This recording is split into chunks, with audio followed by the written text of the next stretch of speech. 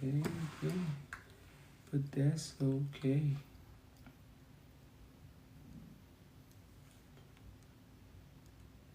I've been some places, I've seen some faces, and I don't let it trouble me.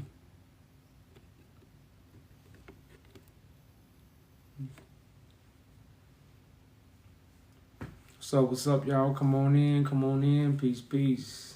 Come on in, y'all, come on in. So far away.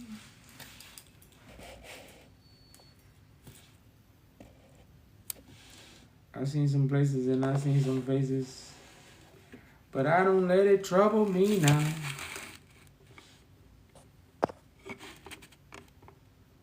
Cause I come up hard, baby, but that's okay. But they say death, taxes, and trouble. But I come up getting down. So y'all come on in, y'all. Hopefully we have a good conversation today. With one more step forward to the nation building, y'all. But like I said, it first starts with what? Renewing your mind. Yeah.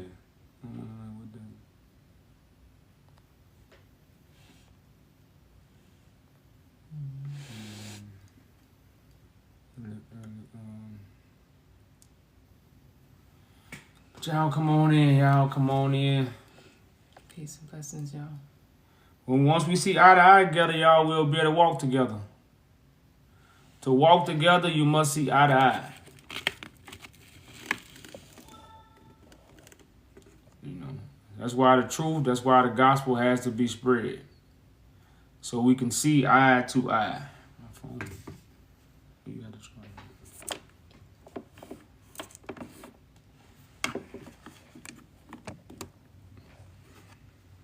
So right now, y'all, the truth is going to make us see eye to eye where we come together for a bigger purpose. For a bigger and greater purpose, y'all, we must come together. The prophecies, the reparations, all this Hello? is going to happen when we come together. Hello? All right, brother, peace, peace. Peace. So what is your definition of colonized? Simply, colonization starts with the mind. Colonization is not conquering you. Colonization is changing your information to make you adapt someone else's information. Oh, okay, but who colonized us? When you're dealing with Great Britain is who colonized the whole world with religion. So why do you only put Ethiopia? Because Ethiopia has been told it wasn't colonized. See, like us in America, we know we colonized. Other African nations know they colonized. So every country is colonized. Yeah, every country is colonized. Okay. Yeah.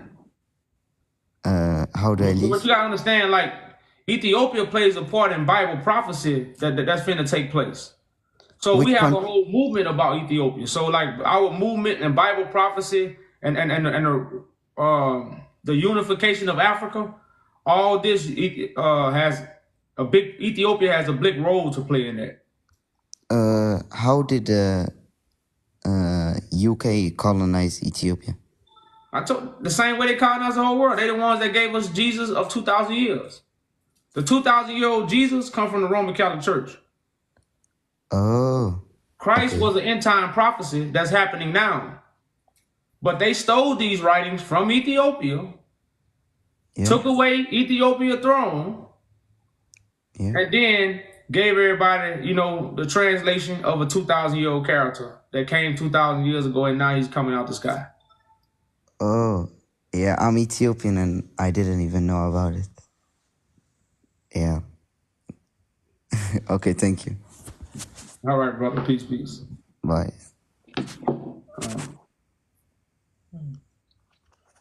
And like I said, so that's what we gotta understand. Like that's where the Jesus story come from. And you know, so if you got the Jesus story, then what?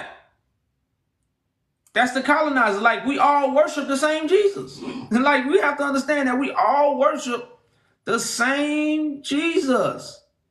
Your Ethiopian Jesus ain't nothing for the Black American Jesus. And where did we get it from? We didn't go to Ethiopia to get taught. We learned from the colonizers.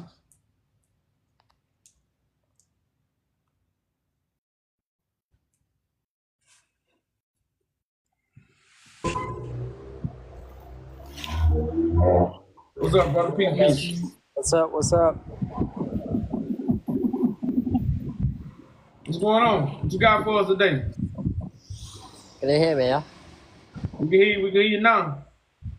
Cool. How you doing? You alright? Okay. Good. Good. I've been listening your live video for a while now. I mean, you've got some points. I think we kind of like misunderstood the definition of colonization a bit. I think you analyzing it in like you've got the insight of colonization. I think from our side we think colonization means the European came to our country, control all over the country. They took all the stuffs, like the way the other African countries has been colonized, right? Correct. But from our side, I think we understand colonization in the sense of where we have not been conquered fully. So we have not been conquered fully, which means most part of the country has been conquered, and then obviously they have stolen a lot of stuff from our home country. Obviously, we know that in history. So we just need to understand the definition of colonization, I think. So they have been there. Yes, they have tried to conquer the whole country, but they didn't. But to be colonized means you have to be colonized, and you have to adapt the tradition of the other side of the country, which is the colonizer of the country. We have our own language, which is Amharic. We have not been forced to speak a different language or to learn a different tradition, I think, right? Well, I think what you said, like when you said like the definition of colonization is really got the disconnection, because conquering and colonization is two different things. Yeah, that's what I mean. And so yeah, that's the. But this is also something Ethiopians don't know. They don't know how long the British. Is this the right one? No, I'm sorry. I want you to put the other one up there. I want you to read this for me right here. See, this is why when I talk about Great Britain or the British Empire or the European nations affecting Ethiopia in so many ways, because they helped Ethiopia, and Ethiopia would not be really in the condition it's in without Great Britain. And this is something that we don't know about, because when the Italians left, guess who came in? The head of the colonizers. And they stayed for 14 years.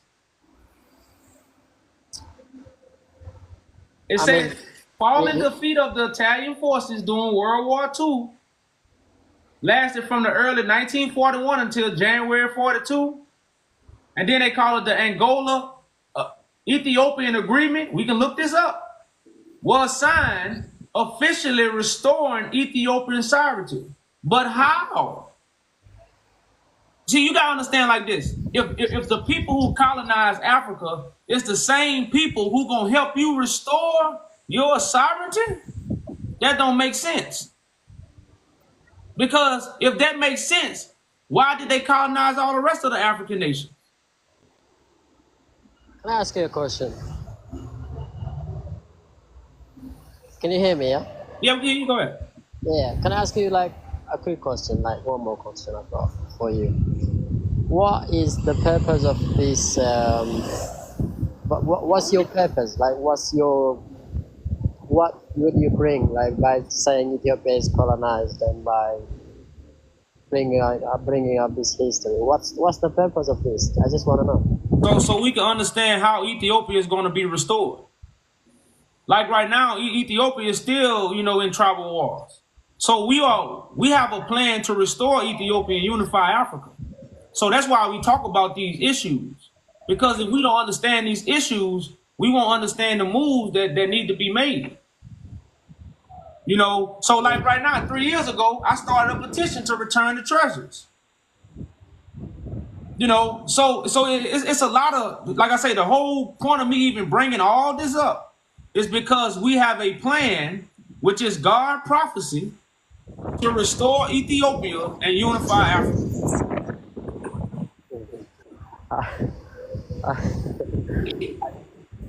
I mean, if it's gonna happen, I do like the idea, but it's bending a history to bring another history is a different thing. I mean, keep your history and fight for the right of for what you lost is different thing. But bending a history that has been wrote by our ancestors is I don't think that's right though. I mean, like as Ethiopian, you shouldn't be trying to bend the history that our ancestors have wrote. I'm not saying like we not bending histories. We talking about stuff that went on 150 years ago. We not talking about stuff that went on thousands of years ago. So we not bending history. We bringing facts. World War II. You know what World War II was about? East Africa. So you know what World War III gonna be about? East Africa. How many people know World War II was about East Africa? You didn't know that. So the whole world is fighting because of what took place in East Africa. You don't know this. That's what I'm saying. So we have to educate our people so they can understand why we make the moves we make. You will never understand the moves we making unless you understand the information that we know. People don't know this information, so they're not gonna make these moves. So right now, World War III, which is about to take place, is gonna be restoring East Africa, which what? The British took. Because who won World War II? It wasn't Ethiopia. The Italians was tearing up Ethiopia. Who wrote this one? Who wrote this history in Google? I mean, Google wasn't there by that time. Who wrote this? You can look this up. Maybe they're lying, man. Maybe they're lying. They wrote this. They lied. So are you saying? During the that doesn't mean this is right? So are you saying during the 1900s Ethiopia wasn't at war? I mean, there was a war, obviously, yes. But Okay, we don't know how. So do you know what that war was connected to when it comes to the whole world, not just Ethiopia? It was World War II, no? I couldn't hear what you said. World War II, right? World War II, yes. The 1900s. What was it about then?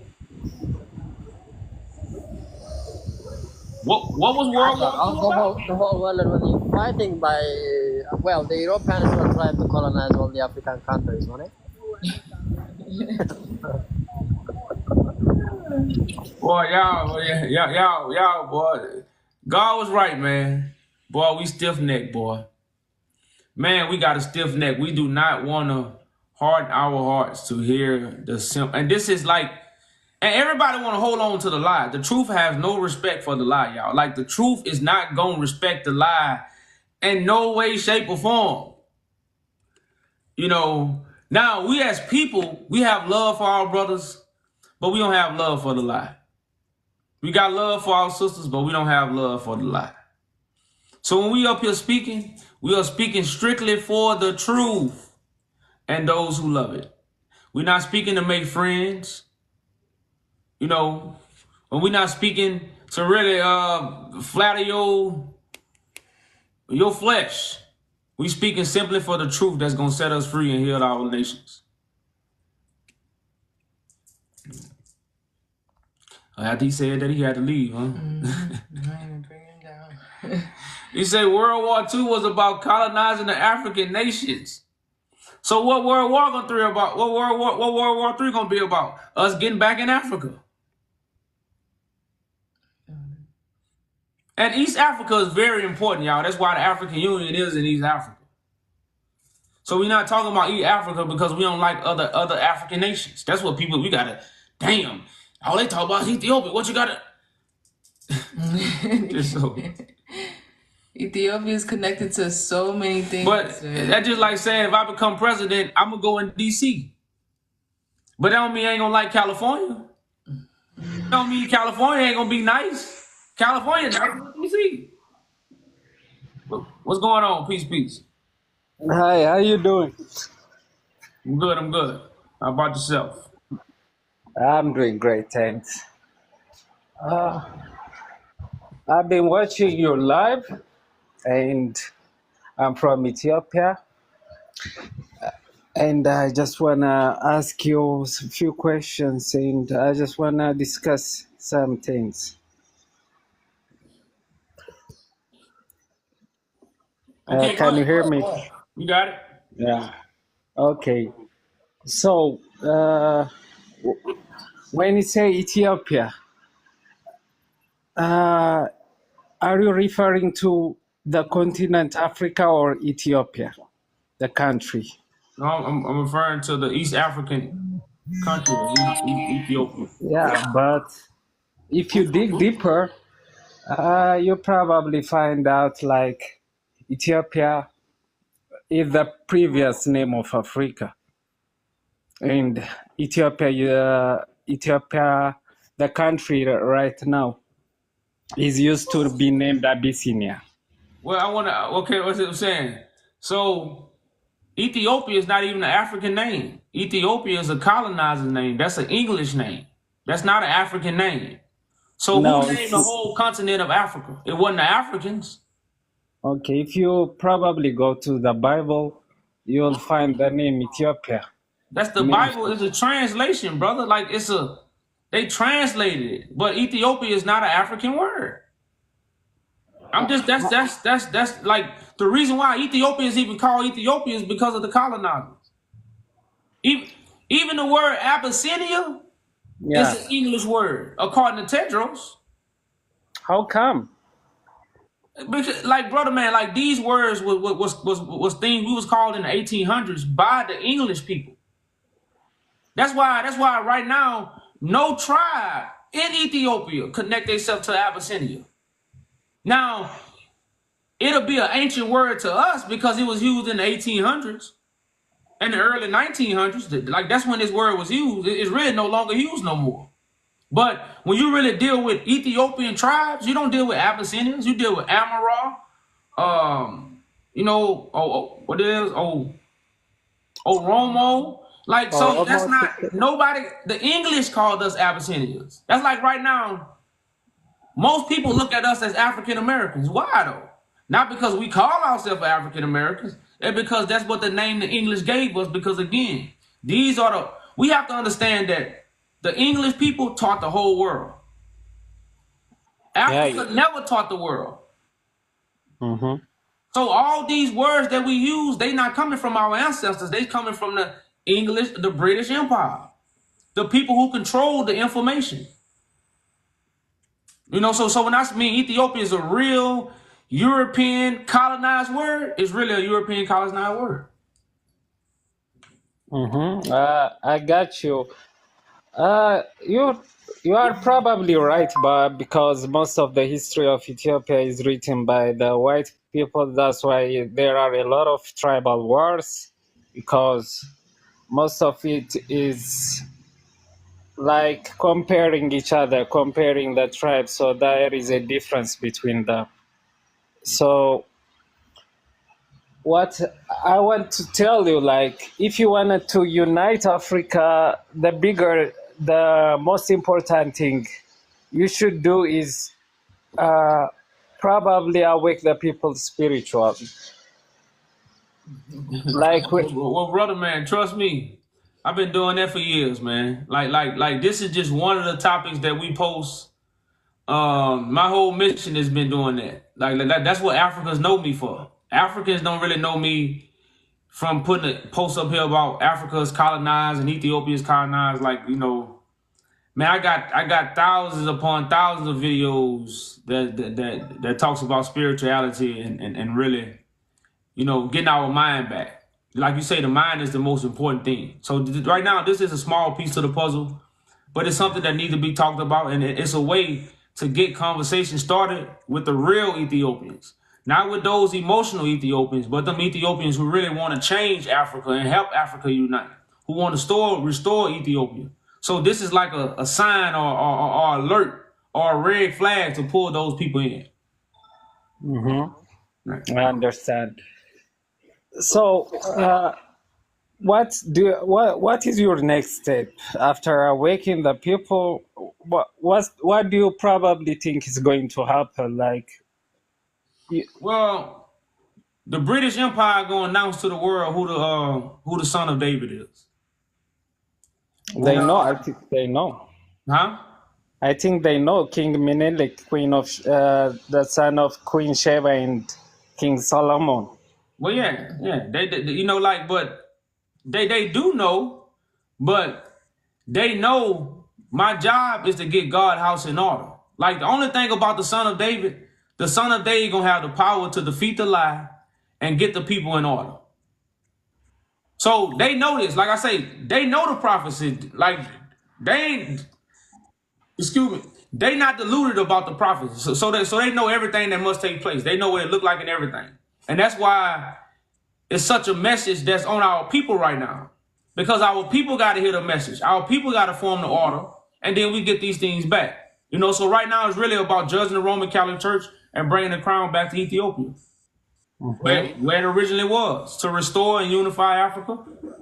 Like I said, and take back our land and bring back the African diaspora to heal the world. That's nice. But I was wondering, like, have you heard about this prophecy happening right now in Ethiopia? Well, you got to understand that the biblical people are scattered. So that's why Ethiopia is always waiting on the return of a black king. That's why Haile Selassie, he kind of fit that role based off what happened, but at the same time, if you know the details, then you know he don't fit that role. But somebody on the outside looking in will be like, okay, well, damn, Haile Selassie was that black king that came back and restored the throne, and he didn't even restore the throne. You know, but see, like I say, they got it like he really did. On the outside looking in. So the black king or the king that was going to sit on the throne of David has always been a tale told, which is the coming of Christ. But he's not coming from the sky. He's coming from among the people. You know, so that's really how they took our information and our prophecies and colonized it.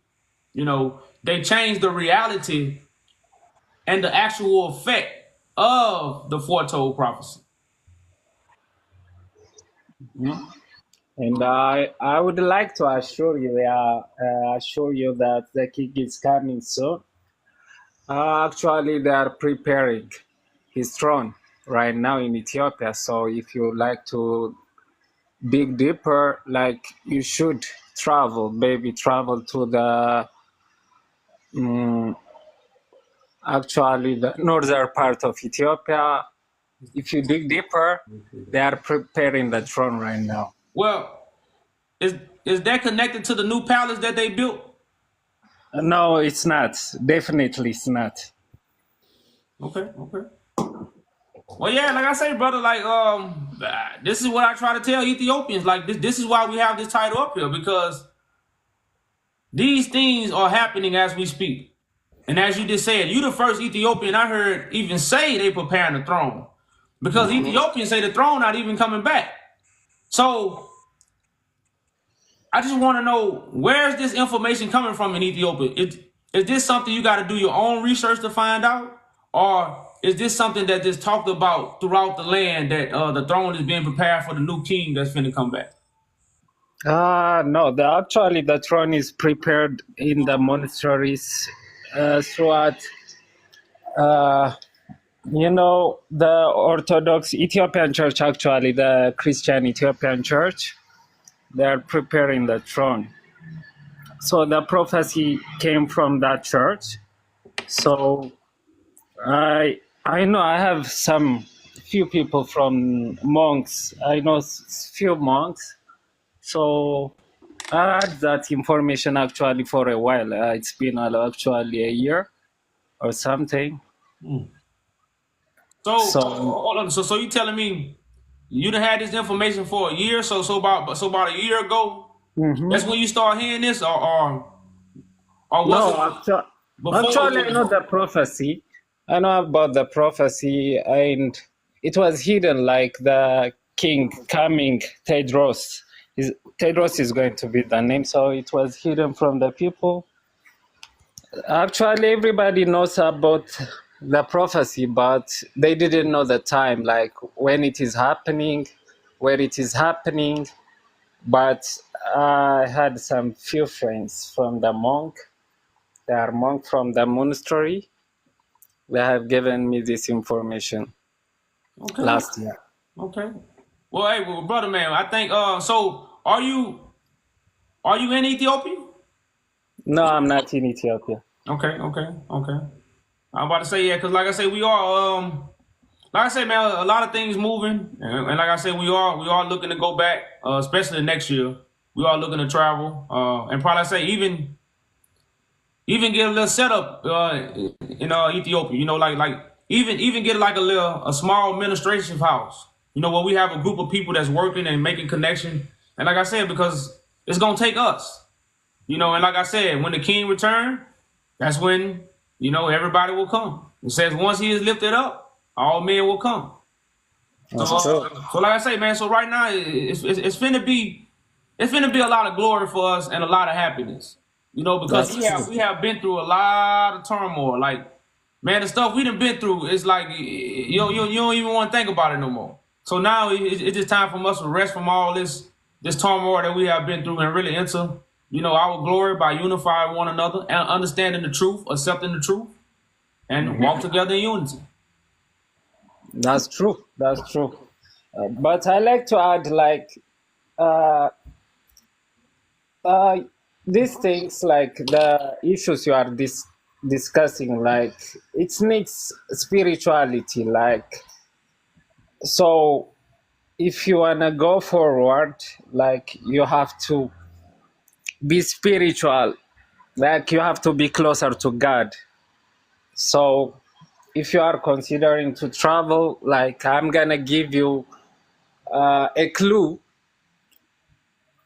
but I cannot tell you where it is.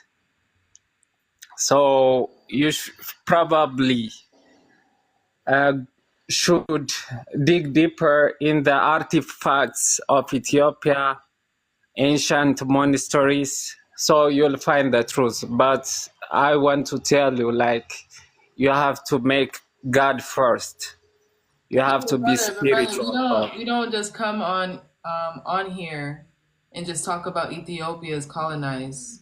We talk about the Bible, we talk about the biblical prophecy and how that connects to Ethiopia. So we understand all that, but this topic is just up here for another conversation for us to have. That's very important when it comes to Bible prophecy. So, we are first is God. We understand that. We understand God is the truth. So we're just bringing the truth about Ethiopia so Ethiopians can understand the truth as well. Well, that's true. Okay. I appreciate having a conversation with you guys, and have a great day. All right. Appreciate you too. Peace, peace. Okay. Okay.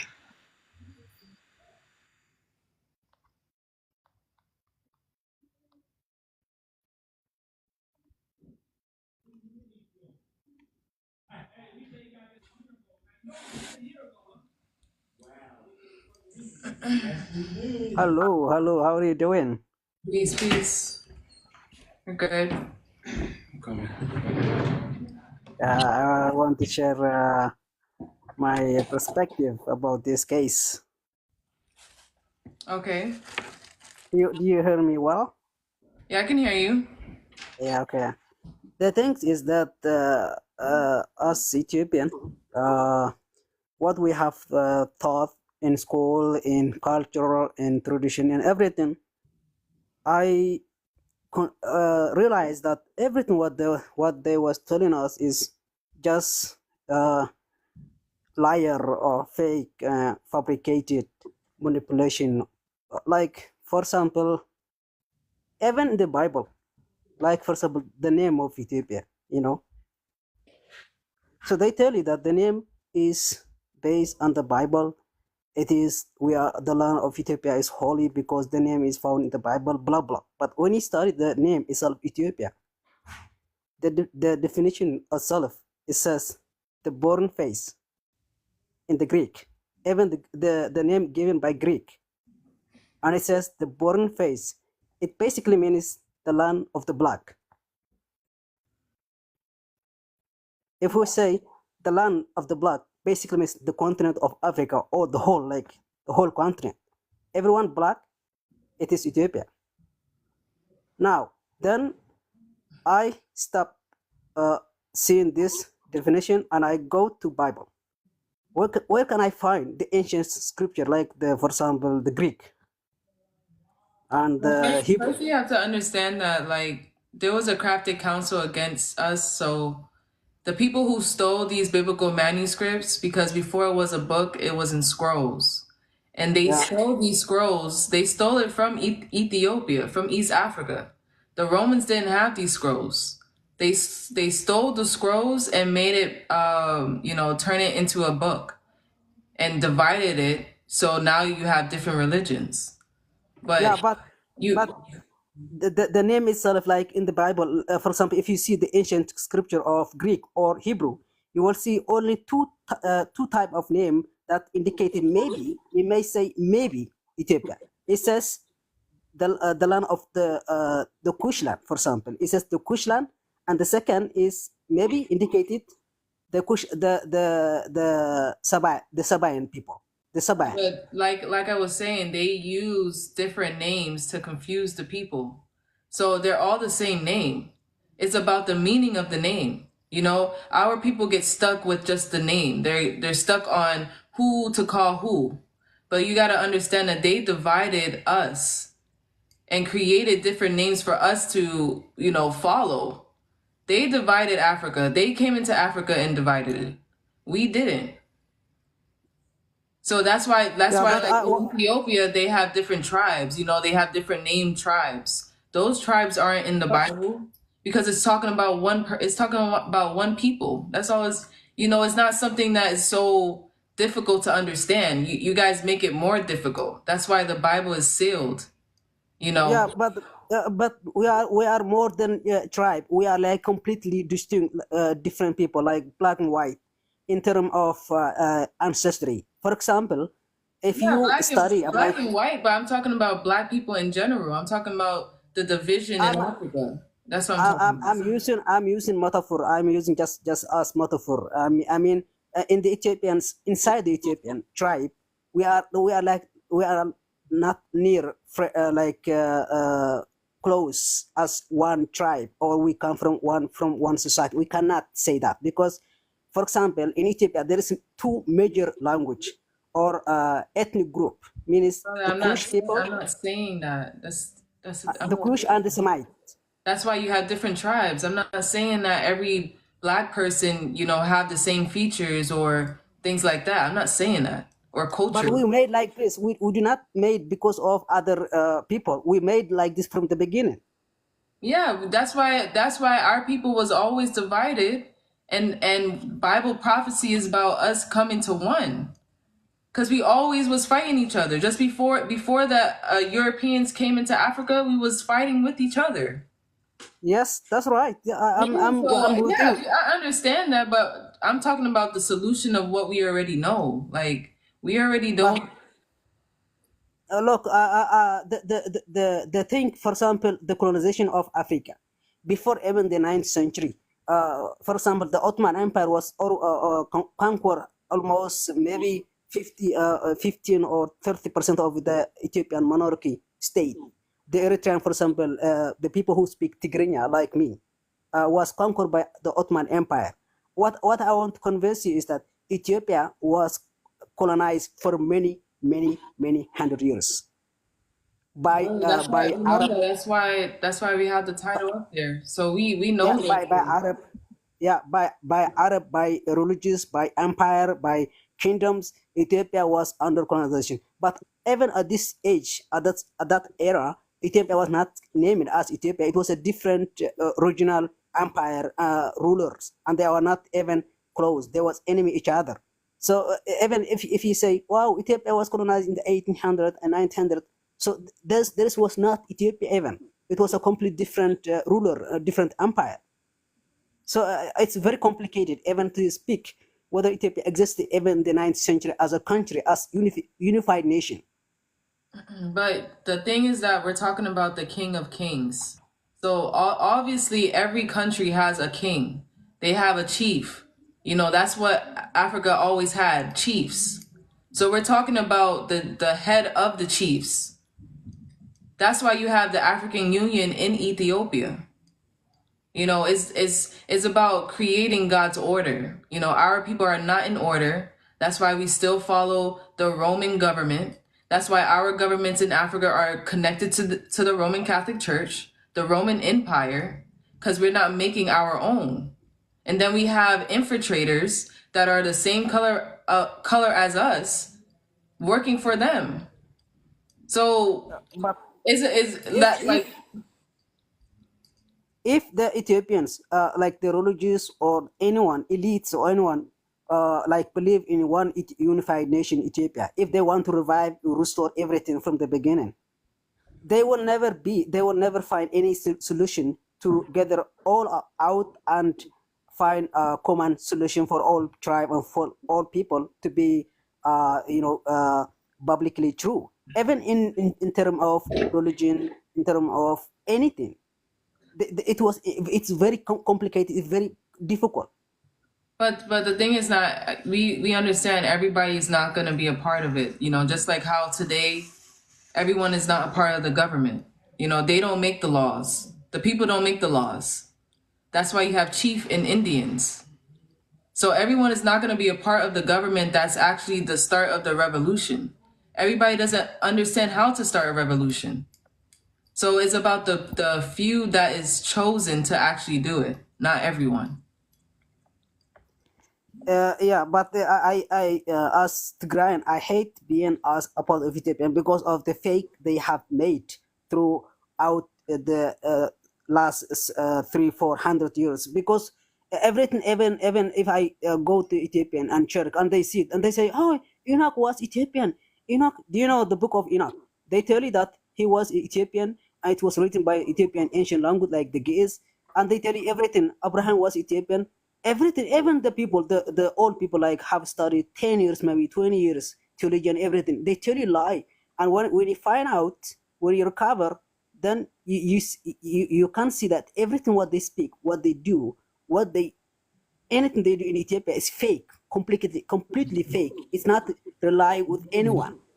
And then you will be like angry. Why do I am with them? Like you will be like aggressive, and you will fight to find the truth. In the Bible, it says, I love my people when they distinct between the evil, the wrong, and the evil.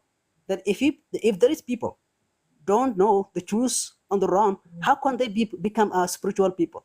They will not know anything. So I don't think they are even religious. They are Christian. I cannot call them the Christian, even if he is calling himself as a bishop or pastor, whatever he call is. If you do not distinct between wrong and true, then they are not even a Christian. They are not even considered as a Christian people. They are living in a fantasy world, man. Like you said, when you brainwash, that's the thing about brainwashing. Your mind think you know something when you really don't.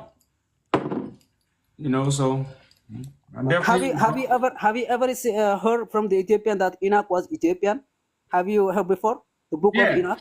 Yeah, you know, they actually call it the Ethiopian scribe or something, like the Ethiopian scribe. The book, they But actually got like the Ethiopian book of Enoch. but you know that he was not Ethiopian. He was from the of the Israelite like that. His book was, you know, dismissed for many years ago, but there is a language but also destroyed. But then Ethiopian they rewrite by the Ethiopian because of the ancient language of the Ge'ez. But it doesn't mean he's Ethiopian.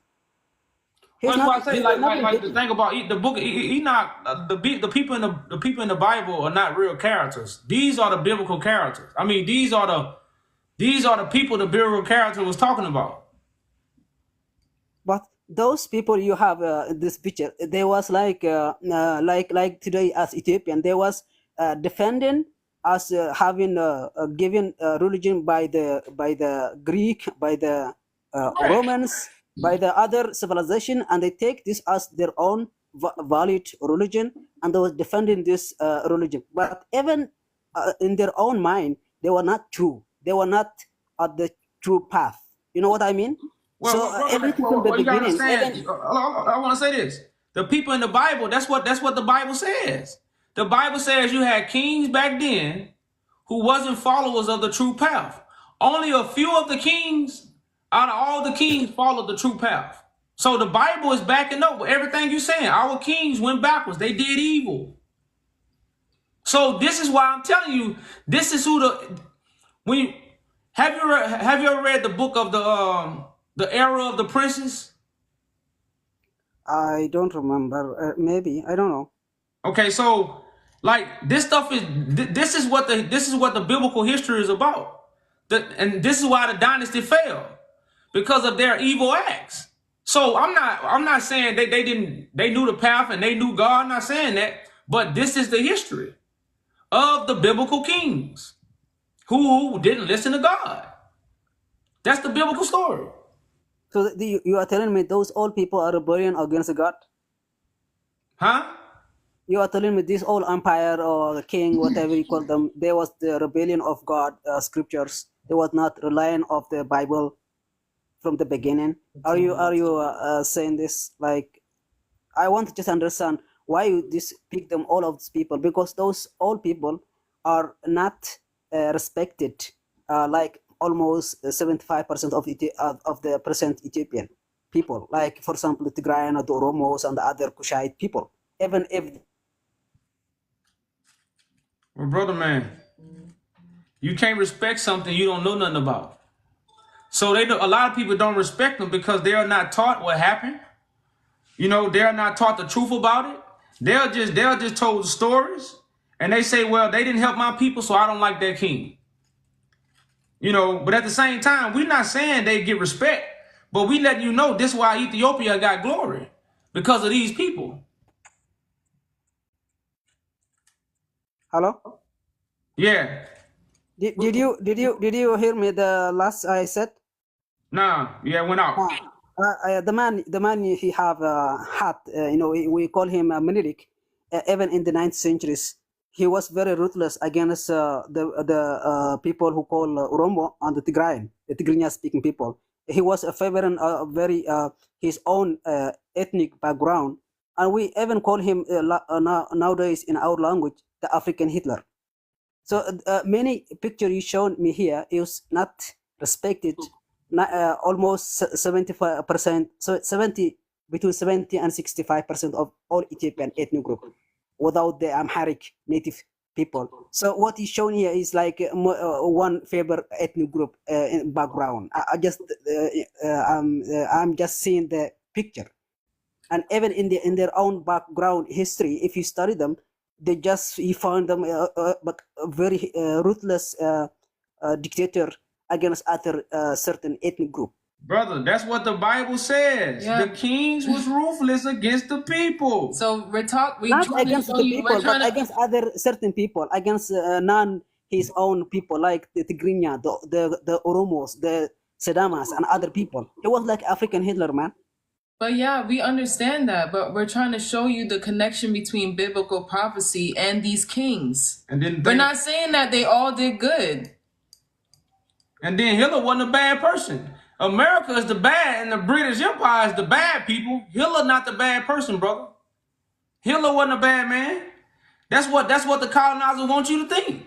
And that's what we think. Hitler is the bad man. It's based in history. It is based in history. If you actually go as a man, that the man with a big hat, if you go in Tigray, in some village, city, or in Oromo, you will be killed. Like in between 15 and half hour, you will be killed, like completely killed.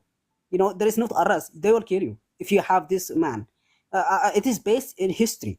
What he did is based in history. It's not because brother man, we're not denying that. We're not glorifying nobody up here. Whatever they did, that's what they did. What we are talking about is returning the crown in righteousness and in the name of God. Now, we're not returning the crown in the name of Menelik. Menelik was just somebody that had that position. And see, this is what Ethiopians can't do. You can't deny their position. Now, you can say they did wrong. I don't disagree. But you can't deny their positions. But they deny the majority of the Amharic people of his tribe. They deny he was a holy man. He was very good man. Even they have own poetry, like not poetry, but we call mazmur, like the psalms in the old church. They have sung like to God through him because they believe he was holy man. No, his position, brother man, he was king of kings of the land. Of the land of whom? Of whom? Like of all Ethiopia? Of Ethiopia, brother, of East Africa. He was king of kings of East Africa. No, he was not a control. He have not power completely. Brother man, even in his era. Okay, hold on. Who kept the Italians out of Ethiopia in Menelik time? Can you say again? Who kept the Italians from invading Ethiopia in Menelik time? The Olula Abanaga, the general who called the African general in the west of the Red Sea, the general who were fought against the Italian in Adwa, for example. Have you ever heard the history of Adwa? You see this man right here? You know who this is? I think so. That's the King of Wallo. Wallo, yes, right. You are Wallo, yeah, you're right. Yeah, King of Wallo, yeah. Yeah. He joined forces with Menelik. No. Here's the trick. No, there is a people called Tadesse general from the Oromos and the Wollo. And there was many tribes joining in the Adwa battle. It was not by so Menelik was the king at that time that kept the Italians out of Ethiopia. No. This is the problem. I do not believe in this history. I do not at all. Look, you can say that. You can say I have a history, archaeological and blah blah, but I do not. I do not. Okay, listen, brother man. We trying to have a conversation because I'm trying to ask you, who kept the Italians out of Ethiopia in Menelik time? I'm telling you, the West, the Olula Abanaga, the African general. You can search. Okay. So I want to ask you this. So you telling me? Okay, so I heard you, and I heard what you said. So I want to ask you this. Olula Abanaga and Johannes Empire. All right. So I want to ask you this. So he didn't join forces with Menelik and go to war. That's what that didn't happen. No. He may have joined, but he did not command it. He was not the main man who was like the order. You know, he was not commanded them. He was part of the Ethiopian ruler. So Menelik wasn't given the commands. No, he was not commanded. Given the commands. Okay, that's cool. I'm just say so. So who was the person that was given the commands again? I want to make sure I get this. Here is the problem. No, man. Just tell me. Okay. Just tell me who was given the command, so I want to look it up. Yeah. Against whom? Command against whom? Against the war in Menelik time. I think Menelik fought the Italians maybe 2 or 3 times. He fought the Italians during his reign to keep them out of Ethiopia. Now, no, look. Sometime he was Huh? He sold Eritrea into them. He sold Brother, Eritrea into them. okay, Do you you know getting this? off the point, brother. You getting off the point. Look. I'm telling you. No, brother, man. Can I finish this one? Can I finish the? We can. No. Because listen, when somebody asks you questions, brother, I want answers to my questions. I don't want a lecture. Okay. You I see will what I'm answer saying? you. Okay. We're not up here for people to teach us Ethiopian history, brother. Like I say, we got a movement to restore Ethiopia. So we just bringing this valid point to see who really want to help us restore Ethiopia. Yeah, but the problem is here that Aulula and Johannes Empire was not a friend with the Shua.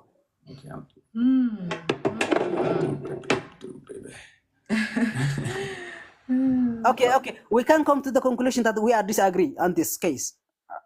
Can we say that?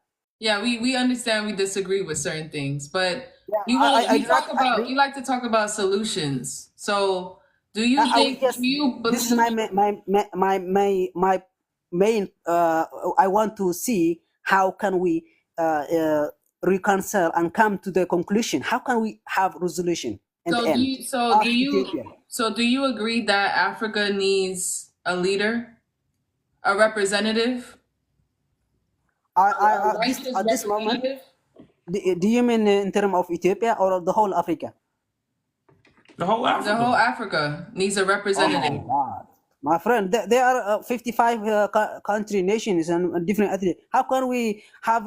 How can we Where's find the African ourselves? Union? My friend, the union nothing. It's just based in Addis Ababa. Brother man, answer the question. Where is the African Union? In Ethiopia, Addis Ababa. Okay, where is the throne of Menelik located? Shua. It calls Shua. We call Shua. Okay, so the throne of Menelik is the highest throne in Africa, right? In term, I don't know. I really don't know this. Okay, well, that's good answer. I'm not well, yes. Well, I'm gonna tell you. Yes, it's the highest throne because it's the King of Kings and the Lord of Lords. You don't have no other throne in Africa that's labeled King of Kings and Lord of Lords. And that's why the Christian king is supposed to be the king that's connected to God to bring righteousness to the land. That's all they represent.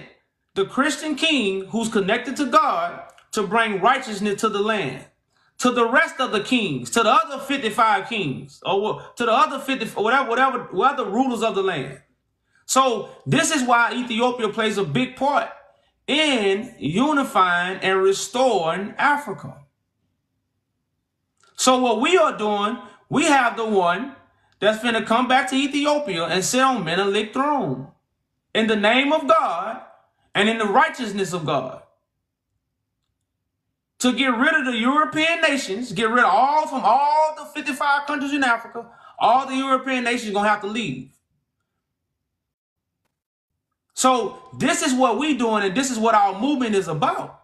But like I say, we have to have these conversations because a lot of people don't understand the information and the brainwashing that's on the people. So right now, our people fighting us while we fighting the British. We fighting the colonizers and our people fighting us because of lack of understanding. So if we need history teachers, we're going to need Ethiopians to teach this history. We're not going to teach it. We're not trying to teach it. But what we are trying to do is bring awareness to the things that have to be done. But yes, before you do that, you have to study about Ethiopian fundamentally. Brother man, the truth, listen, brother man. When Menelik, when the son of David come back, the son of David is not history. The son of David is not going to have to study no history. God sent him. You telling me the one God sent going to have to study an Ethiopian before he make moves? Oh, brother man, y'all can't even control your government right now. Ethiopians leaving the land. So y'all got to understand what y'all saying, brother. Like we saying, this is God giving information. Ethiopia, Africa, the British Parliament, none of these people have this power that God has given on this earth. That's why, again, everything, the kingdom is going to be taken back and finna be restored in the name of God. You know, so But look, to tell us first what we need to do, that's holding us up. You should be saying, yeah, how but can you help God? That's what you should be no, saying. no, Well, no. how can I help? I didn't say that. I didn't say that. I'm myself a Orthodox Christian. Look, what I want to say is that the people, the majority, not the elite, but the whole country is hypnotized. You know the word hypnotized. They are politically, religiously, by all terms, they are hypnotized. If you tell them you are right, you will do that, they'll tell you, "Oh, you are crazy." They will completely Brother, we against already it. know that. We get that all the time. That's why they're not gonna be They will politicians no insult more, you. brother. Like Huh? you gotta understand, the politicians that's in office right now, they don't have no say so to what God is doing, brother. That's what you have to understand. This is what God is doing. So the politicians that's in Ethiopia right now, they won't have no say so in this. They gotta get in order with God. God not gonna get in order with the politicians. Like I say, like this is what a lot of people understand when we saying the things we saying. That's why we have the Bible, we have the scriptures, and we have the council. So at the same time, man, the politicians ain't gonna have no say so. That's why we not here to convince nobody. We only here to gather those who understand what we saying, and they know it come from God. That's it. But trust me, brother, we got our steps, we got the plan, we waiting on our people. But before these people awake, before they distinguish between wrong and right, between evil and good, God Himself will not see them as a people of His own kingdom.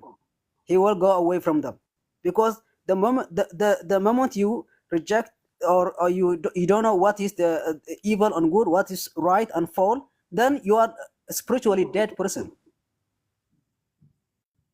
Well, yeah, that's why again, brother, we have we have a council, we have information to remove the spirit of darkness and bring forth the spirit of truth. That's what we have doing. That's what we're doing. That's what we've been doing. That's why Ethiopians testify to us. All nations have damn near testified to what I'm saying. I done had a Chinese person. I done had a European person. I done had a Mexican. I done had a Russian. Like that's what the truth is for everybody. Everybody been lied to. So you gotta understand the truth is not like everybody not gonna accept the truth, but everybody gonna have to respect the truth. Like right now, a lot of people don't accept the government, but you know what they gotta do? They gotta respect the government.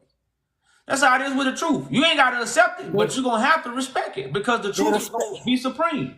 They respect their government because of his power, because he have a power. Well, That's okay, the so the only time truth they are respecting him. and the truth finna show its power. That's what the truth is gonna do. Show its power. You know, Hold up, brother man. Hold up. Why does it say all tongues gonna confess and every knee gonna bow? Why does it say that? because of the severity of the truth. Okay, so it's not because of Ethiopian history. It's not because of Ethiopians. So it has nothing to do with the Ethiopians when it comes to the truth. So all knees gonna bow, all tongues gonna confess to the truth, not to no damn Ethiopian history. All nation, yeah, all nationality. Okay, so that's what we have. We have the truth. That's what we represent, the truth.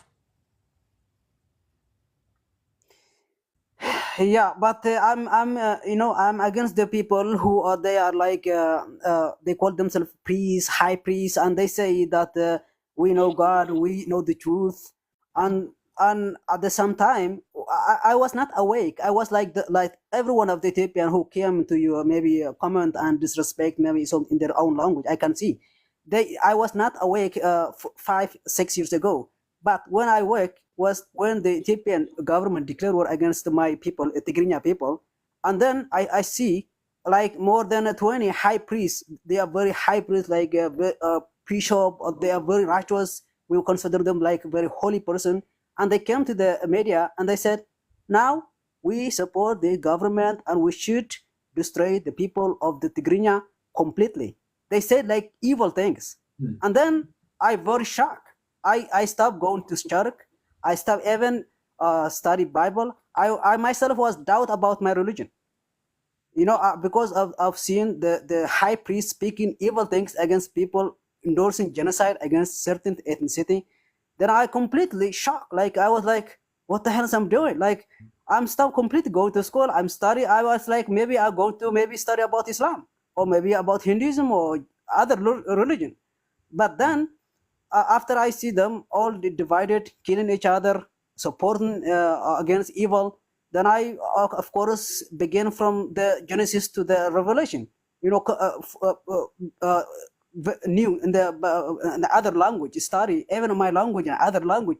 I myself studied theology, many different interpretation, implication, and theology. I'm now, of course, call myself as a Christian because I don't rely on any bishop or any pastor, what they speak, what they say. It doesn't affect me because I have studied. I know the truth that Christ is God. That's it. Okay, brother. Well, like I say, man, and that's like, I don't know. Do you consider Christ as a living man or somebody in the sky? I believe Revelation 22. If you have read the Bible, Revelation 22. What is it? Do you know what he says? I'm asking you, but do you believe Christ as a living man, or is he in the sky? No, he is a living. He is a living God. He is whether you can call him a person or whatever you call him. He's a living. He is living forever. Okay, brother. He says in Revelation 22, I am the Alpha, Omega, the first, the last, and the beginning, the end. If that is what God is. Well, you got to say what God live forever, not Christ, because Christ is flesh and blood, right? God Yes. is the spirit that goes in the flesh and blood. But I believe in the in the incarnation. I think you don't believe maybe in that way, but I do believe in the incarnation. The spirit become a flesh. Correct. That's God going into the flesh. Yeah, but that's not. It doesn't affect the spirit. But Jesus is not the spirit. God is the spirit. But the spirit, the Bible says God was a spirit. Yes. Yeah, then God is spirit. Christ is flesh and blood. But the spirit incarnated into a flesh, become flesh. Okay, well, the spirit went into Moses, it went into Noah, it went into the prophets. Oh, then we have a big difference. Yeah, we got a big issue. That's why I say we got to reconsider. We have to reconsider with the things we've been taught because they tell you the prophets was moved by the spirit. The prophets were moved by Jesus. So what you're saying is you don't believe Christ is God? No, I didn't say that. I believe Christ is the image of God because Christ is the chosen living man who has God's spirit. So when you see the living vessel that God chose, you see God because God chose that vessel to dwell in. But my belief is that he was God and he was a man. Well, okay. At the same time. Well, no, he was a man that had the spirit of God at the same time. But God is spirit. Christ is man.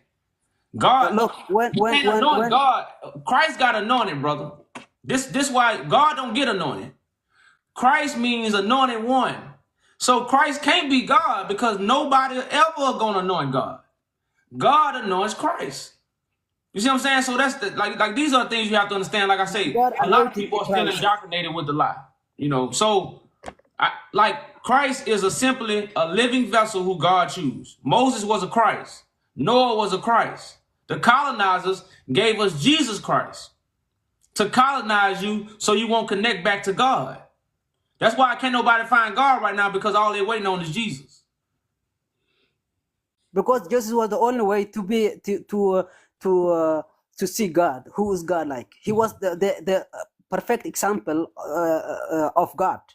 Well, like I say, in living form, Christ is the image of the Father. He's not the image of the Father in the sky.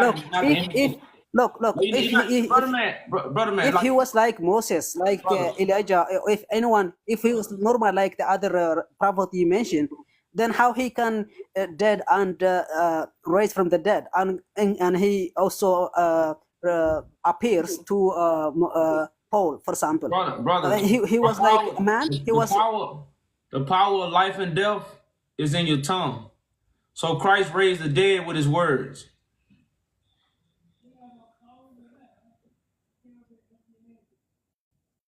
So I want to understand what you believe, because do you believe in the Trinity, or do you believe I want to understand Well, you gotta what is understand Christ for you. Is it a my prophet?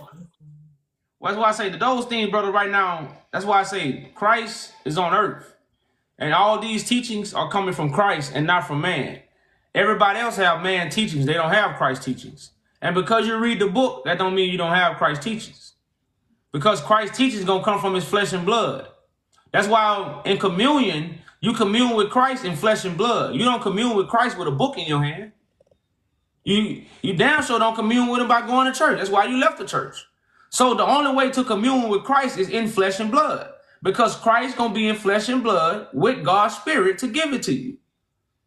You know, Yes. So I Christ believe can in be the a spirit Trinity. in everywhere. Huh? Christ can be like the Holy Spirit, the Holy Spirit is in everyone. Christ can be also in everyone because he is a spirit. No, God is spirit, and you must follow God in spirit and in truth. The word becomes flesh because God chose the vessel to put that spirit into the vessel. Yeah, I So have very hard time. God anoints Christ. Christ can't anoint God. Yeah, but I have very hard time to explain because English is not my third and my fourth language, and very complicated, difficult for me to So speak can we agree phonetically. that God anoints Christ? Christ is the Son of God. But does God anoint Christ? Yes, he anointed. Yes, he is the only one anointed to be to save the humankind because of his complete holiness. Because he is the same as God himself. That's why he said, I and the God, I in my Father is one. That's how I understand. They're one because he's hosting the Spirit of God. That's why God is the unseen, but Christ is the image. Of God. Yes, of God. But the reason why he's the image is because he's a vessel, because he's a person, and he can relay the manifestation, which is the word of God, through his mouth, through his vessel. So you have to have a vessel to host the Spirit. But everybody can't host it, at one time. It's one person. You don't skip number one. It's the first begotten Son, and then that Son pours out the Spirit onto others. So that's the order of God. It's not you believing in a man that came 2,000 years ago and reading a book and saying you got the Spirit. You actually have to witness the one. I have to live with him. I have to live with him like in spirit. But brother, man, I don't know what else to say. The problem is, I do believe Christ is fully God and fully human. That's what I believe. That's it. Okay, so I want to ask you this. If we told you Christ is walking the earth right now, what would you have to say? I don't believe. Okay, that's what I'm saying. So you don't believe Christ, God. If you say Christ was, even if you show me he's Christ, here's the Christ, he's sitting here, come, and I do not even believe. Even if I see him, I don't believe, because he is already raising from the dead, and the prophecy is finished, and the old prophecy, and the only time he can come as in flesh is the second of Christ, the second coming of Christ. So you telling me if God wanted to put the Spirit and raise up a Christ right now, God not gonna do that? That's what you telling me? So you telling me? Don't hear me out. You can honestly say God is not gonna choose another Moses to get us out of this condition. You don't believe that? I'm saying, like, exactly like Christ. No, brother, man. For one thing, Moses saved the people from Pharaoh. Noah saved the people from a flood. So Moses and Noah was a savior, right? They saved the people. They were not like Christ. We have the colonized, brother, man. We have the colonized version, brother. They saved the people. They saved the people from death. From the death of Pharaoh, Moses got the people out. So what was Moses to the people in Egypt? He wasn't their savior. Jesus wasn't their savior. So how could you sit here and say Jesus is gonna save everybody when Jesus didn't save the people in Egypt? Moses did. But guess who? All I want to say is, But guess who was with Moses? God was with Moses. Jesus wasn't. So it was God and Moses that saved the people. It wasn't Jesus. So at Jesus' time, it was God and Jesus. So in these days, it's going to be God and whoever God choose. But we want to stand up bold and say God ain't going to choose nobody else. The sky going to crack. Like, come on, man. We got it. Like I say, we gotta humble ourselves and realize what we saying. Yeah, Because God can choose anybody whenever God want, and God can raise anybody up whenever God want. of And that course. individual who God send can be doing the very works of God. And you have to humble yourself to see what God is doing. And not Agree. think you already know what God is doing. But here's the thing. Here's the thing. Agree. Here's the thing. If you tell me today, or if you, my friend, whatever you are, hey, my friend, here's Jesus Christ. He comes again. He's here preaching. Come, please, to see him. If he even say that, I will completely. Come on, I will not believe it. Even if I see myself in image, like indirectly, I would not believe, because that's I'm not going to say, "Oh, here to Jesus and just believe in it because of the spirit and blah blah." I just interconnected with the biblical, ancient biblical scriptures, like what was Christ look like, how would he look like if he come back, and that's how I just view him, seen. Yeah, but you only view him in your imagination. You haven't really witnessed him. So, like you read in the scriptures, Christ will be rejected by his own people because he's proclaiming to be the Son of God. So there's going to be witnesses. There's going to be witnesses of this Son of Man that's actually going to explain to everyone else, that the word of God is here. But they're going to reject, the disciples have to carry their cross as well. So we already know that you're going to be hated for his name. So that's just part of the prophecy. While everybody is stuck in the delusion of what they think in their imagination, they don't have the real Christ. Yeah, we just completely change from the Ethiopia to the Bible. I don't think we are going to agree or disagree about the Bible, because I have completely different understanding of the Bible, whether it is in this time, in this era, or in the ancient theology. I have a completely different perspective and understanding of Christ, who is Christ, and what is Christ. But about the Ethiopia, this is we come to spoke from the beginning. If Ethiopians are brainwashed and they're hypnotized and everything aspect of life, then you now come in a new, completely different perspective, and you want to change them, and you want to find resolution. To me, it is even if a righteous prophecy come, or like a righteous man come into earth and want to establish a kingdom and resolve Ethiopian problem, I do not believe in him, even if he come from God directly. It's very complicated. I don't think you understand of the internal conflict and long-standing problem in Ethiopia. Well, brother man, I do. But it's the same thing going on in Ethiopia, going on with black Americans right now. It is more complicated. Internal Ethiopian problem is more complicated than any society. Listen, brother man, tribal war is tribal war. I'm speaking about genocide, ethnic cleansing. Brother, okay, it's right. We got genocide too. It's right. Everything that Ethiopians are going through, we going through in America, brother. So that's what I'm saying. Ethiopians are so just on their high horse, like nothing else. Like it only happened to y'all, and like the same thing that's going on in Ethiopia is going on through all the coast of Africa, brother. It's going on in the islands. It's happening to black people all around the world, not just the Ethiopians, brother. See, so the truth gonna be a wake-up call for the Ethiopians and for the rest of the world. So that's what I'm saying. You don't have to accept the truth. You're going to have to respect it, though, because it's the only thing that's going to solve your problem. Respect without action is meaningless. Brother, that's what I'm saying. Right now, you're not accepting the truth. That's cool. But when it solves the problem, you gonna give it its respect. That's what everybody gonna do who's not gonna accept the truth. You're gonna be like, damn, man, I ain't believe that shit. But damn, it did fix our problems. So I gotta give it its respect. If I believe there is justice, if I believe there is resolution, if I believe this is right and this should be all people follow, I will take action, ruthlessly action to follow. Even if if they don't accept, I will detain them. I will maybe unalive them in order to show them the right way.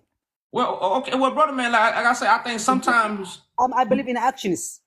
Well, brother, that's why we have a judgment against the Roman Catholic Church, and we also got to get our people in order. I just can't go jump off the bridge, then I lose. So I have to plan, I have to plot, I have to conversate, I have to strategize, and I have to make my moves. So right now, this is a time for unity and understanding the strategy that we are taking. So we have the plan, we have the plot, we have the strategies. What we're missing is our people on one accord, joining one team to win the game. That's all this is. It's one team that's fighting to win the game. All you got to do is join the team, get in your position, and help us fight. That's what we should be doing. But if we don't unify, we can't do nothing. You really, at the end of the day, you're just talking. Because without a unified group of people, you can't make no moves. Especially with the right unified group of people. Not just any group. It got to be the correct people to get the job done. That's what this is. We're a team of people that's fighting for one cause to change. It will be only speaking. I'm not as a Tigrayan. I'm coming to you. I'm saying Ethiopia has colonized by different empire and civilization and kingdom. Now some of Ethiopia will come. No, we don't colonize. What are you talking about? Blah blah. So this is just speaking. It's not meaningless. As Tigrayan, as a part of Ethiopian, I believe right now, what I want to find resolution in Ethiopia is just make Ethiopia as Yugoslavia. Do you know Yugoslavia? Nah, never heard of it. What? You don't know Yugoslavia? You don't have you studied about the European nationalism movement in World War I, World War II, about nationalism? That's why I said a lot of these words I can't pronounce. So like I said, I haven't did thorough Ethiopian detailed history story to be a history teacher. I'll bring facts and details that help people understand the mission that we are doing and why we are doing it. But since we do not agree in anything internally and externally in Ethiopia, I want to see Ethiopia as Yugoslavia. It literally means the Tigranians should be respected their own state and religion and culture and history. The Oromos like that, the Sidama and the Amhara and others, should they have their own state and recognized internationally, and they live their own reality. That's what I believe. I want to divide them internally. Well, brother, man. That's what I believe. Well, and trust me, I understand that, but at the same time, unity is how we solve our problems, not separating one another. No, because I see them as killing each other, and that's why I want them divide. If you, for example, if you have, I will give you like metaphor. If you love your wife so much and you have children with her and you have lived many years, let's say 20 years, then you fight and fight and fight and fight. At the end of the day, you should divorce her or should divorce you, because if you don't, you're going to kill once another. You will end up of dying. So you have to come to the conclusion of divorce. But we're not talking about relationship. We're talking about actual. No. I'm using metaphor. I'm using metaphor. Use a metaphor. I know, but like. That's why I said Ethiopians dying each other. Man, I get what you're saying, but the problem will be solved when the correct resources come to y'all. Like when y'all get the right resources, or when any land get the right resources, peace can happen. Mm-hmm. It will never be peace without resources, and we know Ethiopia is lacking resources right now. But then they are dying each other, they're killing each other, man. I know, but it's okay because of lack of resources. So you got infiltrators coming in, paying people, giving people guns, starting mess because of lack of resources, and that's all we're saying. So resources create these problems. So when someone is able to bring resources in and bring understanding in to remove I would say the feud, and that's like right now, am I awakening?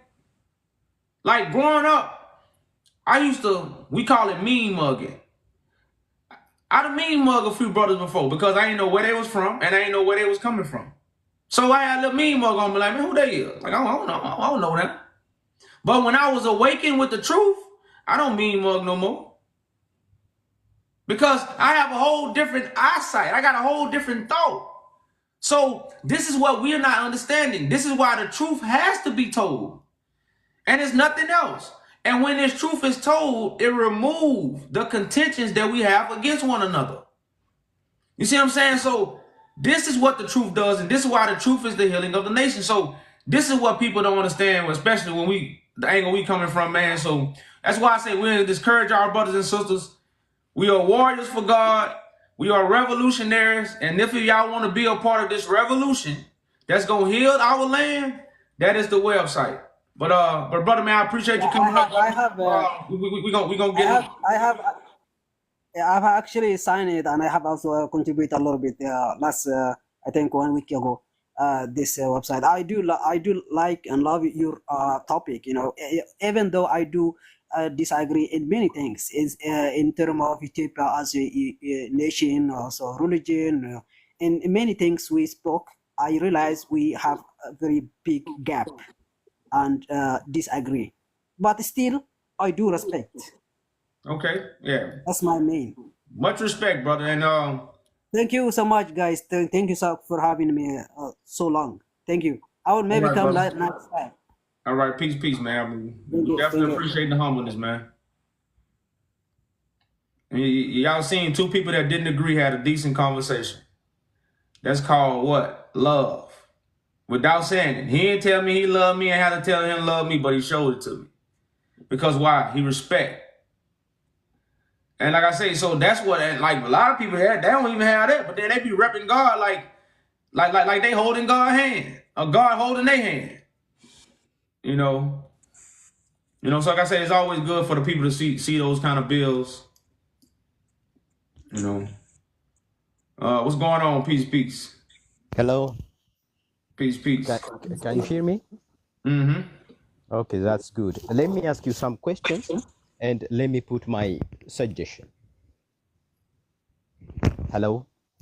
Yeah, we can hear you. Go ahead. Okay, that's good. What's your intention to talk about Ethiopia? Because since you are from Africa, you do have many complicated societal problems. You are living in that situation. Why you don't focus about your country problem? By the way, for me, this kind of discussion, I appreciate our unity. It's better to build our communication and unity. It's good for Africa. It's good for Africans, but it's luxury for you to talk about Ethiopia because you have many complicated issues in your country. So you don't talk about your societal problem. Can we answer a question and then you can give your feedback after, so you can understand where we're coming from first? I'm from Ethiopia. I'm from the capital city. Yeah, we know. We could tell. Yeah. So the reason why we're talking about Ethiopia and why it's colonized, because a lot of Ethiopians don't understand that Ethiopia is colonized. That's your propaganda. We didn't suffer. Listen to me. Let me finish. Let me finish my point. There was an attempt. When you can't get the whole understanding, brother. No.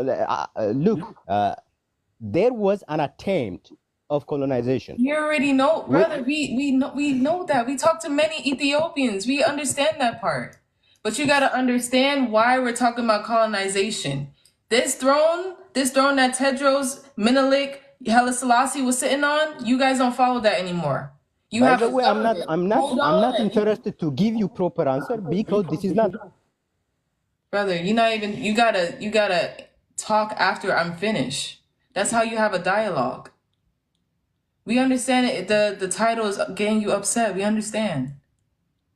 But we're not the ones who colonized it. So like I was saying, the Ethiopian Ethiopia is very important to African Americans. You don't even understand the things that African Americans did for Ethiopia or try to contribute. Ethiopia asked for African Americans to help with the war. So there's a reason why we talk about African Americans and Ethiopians, because it's connected to biblical prophecy. That's why the biblical people are scattered. And where does the Bible come from? Ethiopia.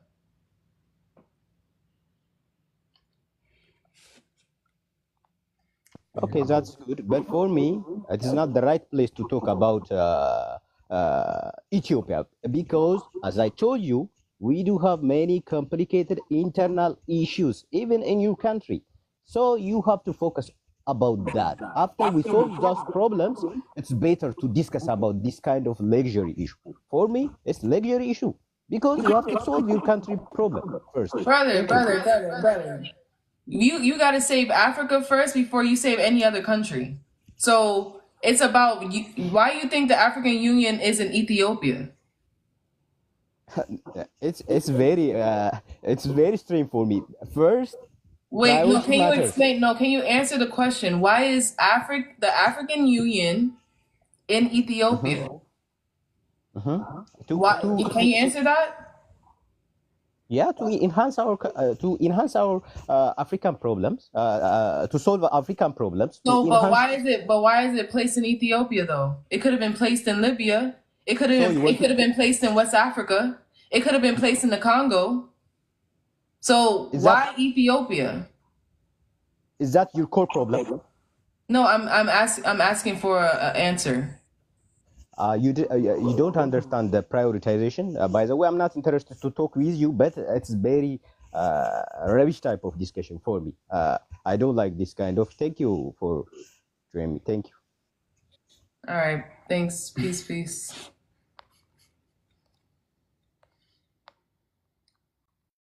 Our people, boy, these.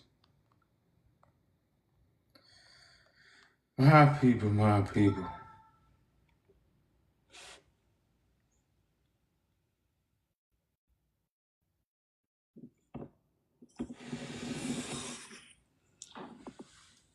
Peace.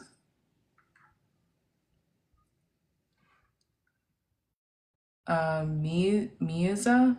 I don't know how to say that. Oh. Hello? Yeah, we can hear you now. Peace. Okay. So I've been listening to the conversations that you've been facilitating for a few days now.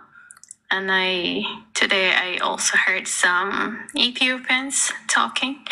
I think there is a disconnect between the current state of Ethiopia and the issues that you guys are choosing to focus on. I don't know if you understand where the anger and the frustration is coming from.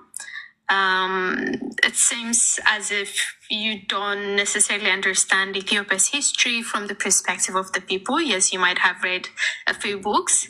Yes, you might have read literature. But as you know, what's written is not necessarily a fact. It's rather you just read whatever historians wanted to document and not necessarily the lived experiences of Ethiopians. So I think it's always important to listen to the people when they try to tell you their history and what matters most to them at the moment. They wasn't living in the history time that we are speaking of either, so they don't know. They only know what was told to them. Most Ethiopians don't even study their history. Well, I am an Ethiopian and I studied in Ethiopia and I live in the US, so you can't tell me that I don't know my history. You can't tell me that I didn't study my history. So who are these people behind us then? Leaders that came at some point in Ethiopia's history and have committed human rights violations. No, sis. You studied history. So since you studied history, then name at least 5 of them. I see Haile Yohannes, I see Menelik, I see Ras Alula, I see... What more do you need? Okay, well you name the ones that's but you at least you did name them. Hold up. That's cool.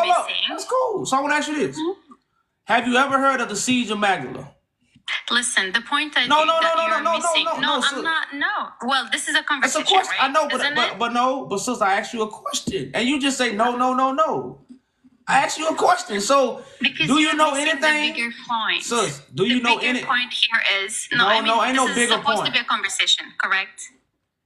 You want? Because ain't no bigger point than the point I'm trying to ask you. Do you know anything about the siege of Magdala? No, listen. As an Ethiopian, that doesn't matter to me. Okay, well, That's brother, the point that you're missing You can't out. up here Because running her- as running an her- But sis, you talked. We let you up. You talked. You gotta let us because talk. you're trying. But no, of course, it's not about of course, what. I'll let you. It's not about your feelings. It's about the conversation. There's a lot of things we're not gonna agree with. Like, why y'all think that we have to, step down to y'all level? We understand that you don't understand this. That's why we're here bringing it up. You have to have a dialogue. That's how you have a conversation. You have to hear me out. I have to hear you out. Like, I don't understand why that's so hard to understand. Like, I don't even know what y'all was talking about. I'm not. I don't want to talk to you. I'll let you deal with her. Sis, like, for real, like, the history that we're talking about, Ethiopia, you just named it. So what we're talking about is not false information. You just named about what we talk about. So I don't understand why you come up here with that energy. You can unmute. Because when you don't know the truth, that's why you puffed up. So Like- a lot of air getting taken out of people. You know, it's a lot of air being removed. I don't think so. I think it would benefit everyone to try to understand where people are coming from when they're mad. And the reason is because today in Ethiopia, you have people literally falling like leaves of starvation, of human rights violation, of conflict and war.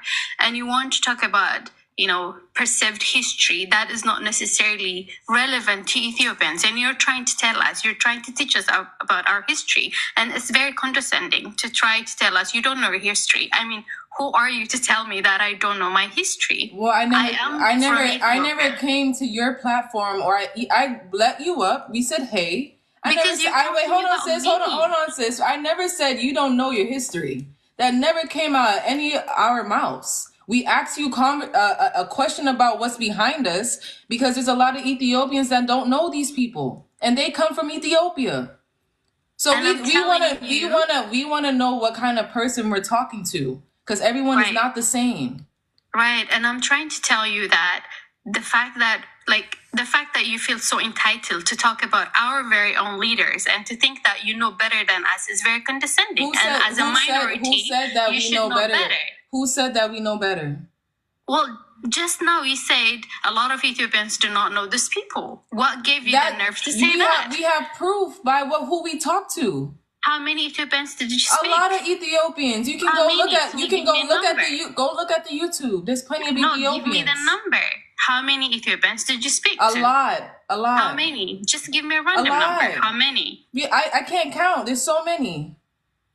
Ethiopia is home to over 100 million people, and I can guarantee you only a fraction of that people have access to internet, right? So what is another question you have for us? Because do you understand that the genocide that's going on in Ethiopia right now is... I am for Tigray. Okay. Do you understand... So I do know the genocide. You're not trying to listen. You're not trying to hear me out.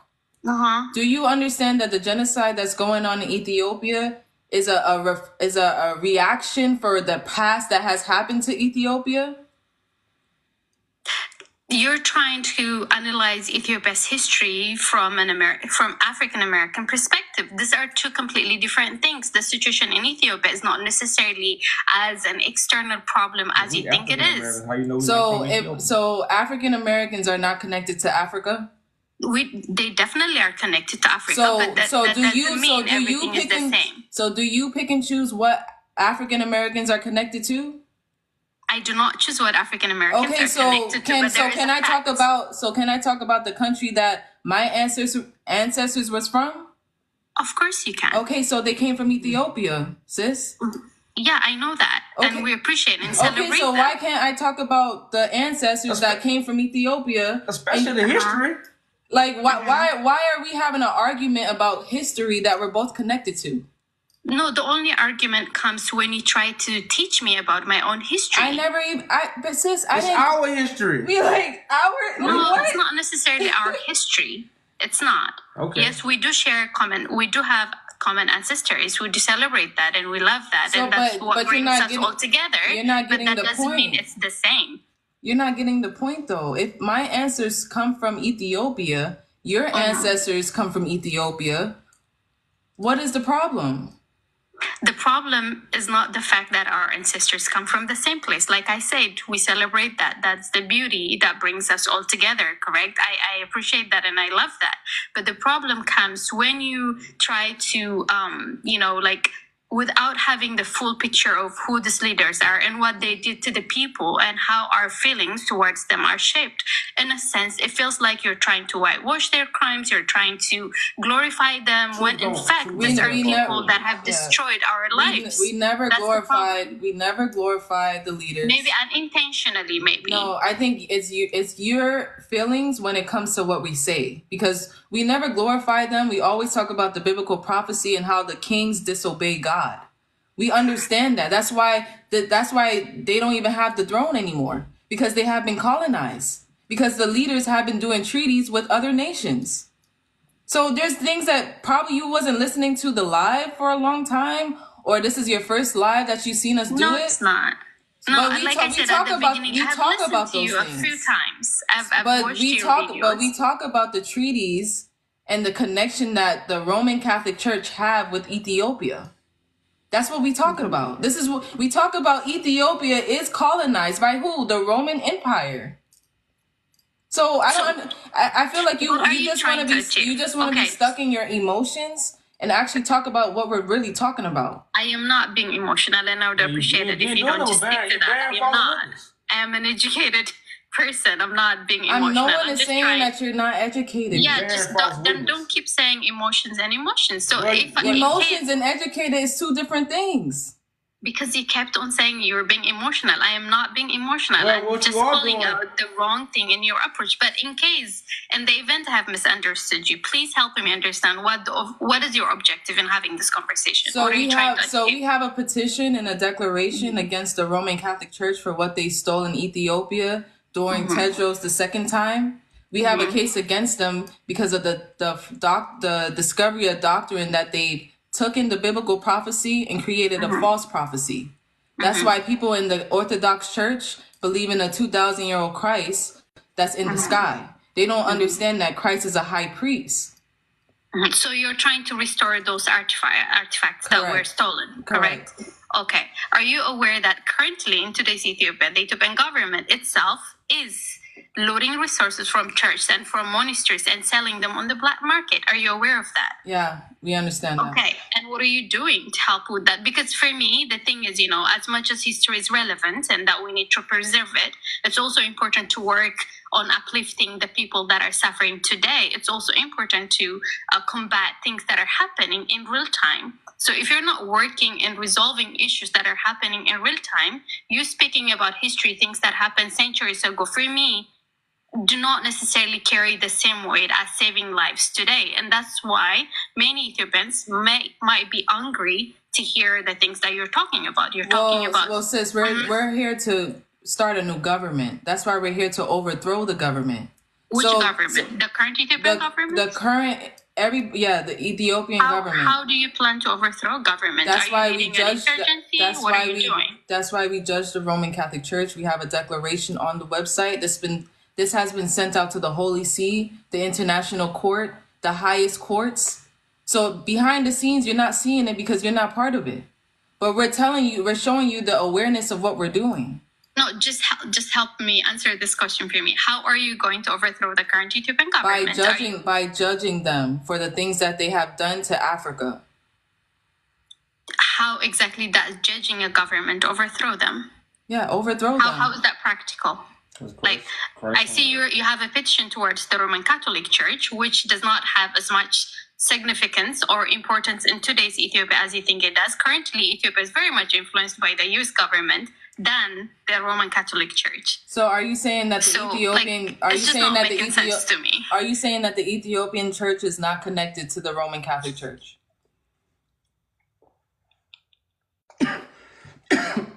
Is she still here? Yes.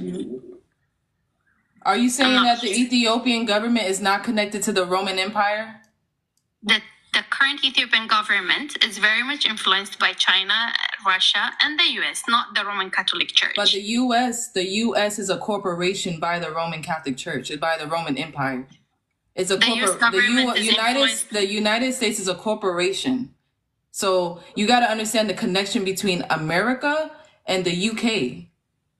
I do understand the connection, because I went to school and studied international studies and human rights. So I do understand that. So can you explain why Haile Selassie bestowed upon Her Majesty, which is Queen Elizabeth, and her consort Prince Philip, which is her husband, the highest orders within the Solomonic gift? Why would Haile Selassie, a king in Ethiopia, be giving a queen in the UK, in London, the highest orders within the Solomonic gift? In every sense, they bow to each other with the compassion of understanding of the great things, which harness them together in the service of their people. Why would an Ethiopian just like you would be coming up here saying that they don't have any influence by the Roman Catholic Church when they're working together for the service of their people? Okay, I feel like you're just cherry picking what I'm saying. I say the current government in Ethiopia, because you said one of your goals is to overthrow the current Ethiopian government. And I just told you the current Ethiopian government, led by the genocidal Abiy Ahmed, is not influenced by the Roman Catholic Church, because he himself is an evangelical. He's not a Catholic, he's not an Orthodox, so he does not have an institutional tie with the Roman Catholic Church. Now, in order to answer that, you're talking about things that happened during Imperial Menelik. These are two completely different regimes. So if you're trying to overthrow the current Ethiopian government, you do not talk about the emperors and the kings and the Roman Catholic Church. Perhaps you might want to look into how the US and China and Russia are continuing to strengthen the current Ethiopian government as it continues to unleash havoc on the people. Well, that's the whole point of us. Again, British Empire has the crown. That's why when you look up here, Vatican City is where the Ethiopian college is. It's not in Russia. It's not in America. It's in Vatican City, where all the priests go learn from. So all the information that's inside of Ethiopia comes from Vatican City. So they might have. Let me finish. They might have current people who you are speaking about now that's in office that have been sent over by Russia. But how we gonna overthrow? Because we are bringing the crown back to Ethiopia, which is the King of Kings and Lord of Lords. God, Christ on earth, will have the power over the Ethiopian government. This is written down in all the holy books. And see, this is why the whole return of Christ and this Ark of the Covenant, all this is talking about Ethiopia, because this is where the throne is at, and this is where all these things going to be restored at. This is why the African Union is in Ethiopia. But this is what people don't know, because we've been deceived about what Christ is. Christ is not a man in the sky. Christ is a living man who God chooses to go forth and build a kingdom on earth for God. First of all, do you not believe in secularism? Do you not believe in democracy? Are you like preaching towards autocracy? Is that what's happening here? No, it's about God's order. Yeah, it's actually restoring the monarch that had fallen because they didn't obey God. That's why the monarch fell. That's why the dynasty fell. I do not want to be led by kings and queens. You don't have a choice, sis. You don't have a choice. Like you gotta think about I do have a choice, and you can't tell me that I don't have the choice. I do have a choice. We live in democracy. So right now, you in America, right? Yes, I am. You know who your king is? I don't believe in kings. You don't have to, but Trump is the king. No, he's not. If Trump want to mandate something, you're not going to be able to do it because Trump mandated. No. Yes, you are. You're not. No, okay. I'm not. Well, if you break the mandation, it's consequences. If Trump wants to get rid of immigrants, he has the right to. He could put the He law doesn't in. have the right. He has the democratic institutions to make that happen. Okay, that's the point. So he the king. You can't. No, He he's could not a put king. in, he could put in the law. Sis, You can't. you can't do it. Because I am not an elected government. So that's what official, I mean. and So I it can't don't do matter. So when it come to what God is doing, it don't matter what you want. That's all I'm saying. When it come to, just like if Trump is doing something, he not gonna call you first and say, "Hey, do you approve this?" No, he just gonna do it. That's the same thing with God. God ain't gonna come and get your approval first before you do it. Like people, like I gotta say, I don't, man, y'all speaking from a level of, y'all don't really understand where we really coming from with this. So, perhaps you should you should reflect on your delivery if you're not getting it, because you're not talking. For one thing, sis, we're not having a problem with getting people to get what we're saying. So, and that's why we don't understand it. So maybe no, you don't understand. You don't want to understand. You don't understand. They got people who understand. Yeah, you don't want to understand. You know, so they got many are called. So, sis, I want to ask you this: many are called, but how many are chosen? Pardon? Many people are called, but how many are chosen? I don't know. I'm not in God's mind. I can't tell you the numbers. So you don't know the saying? That's a saying. Many are called, but how many are chosen? I don't know that. You tell me. Oh, okay. I don't know the saying. Well, if you don't, well, this conversation ain't for you, sis. We appreciate you coming up. And just leave Ethiopia alone. You do not know anything. You don't know about Ethiopia. You're emotional. You're just a whole bunch of people who got nothing to do with their life, and you're just. She repping Ethiopia, but she in America. She said African Americans are connected to Ethiopia, but we can't talk about Ethiopia history. That's when I would. That's when you should have just said, "Well, sis."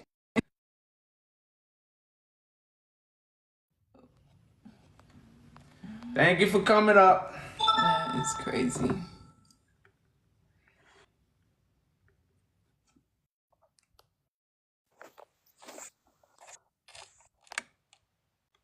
Hey, what's up? What's going? Peace. Yeah, I'm. Peace. Do you hear me?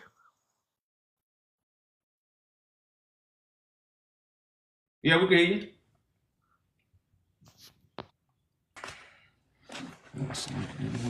Yeah, okay. Yeah, I want to say Ethiopia is a first colonized in Africa country, but they lie. The first place in colonized in Africa was Ethiopia, and thus we know it because the education in Ethiopia, the people in Africa, and how you're talking, on how they live, on how they thinking is not the same. It's different. And it's too many things. The Ethiopian is they don't have good education. They don't have good government, or they don't know the historical everything, because we know what is the situation in Africa is in the world.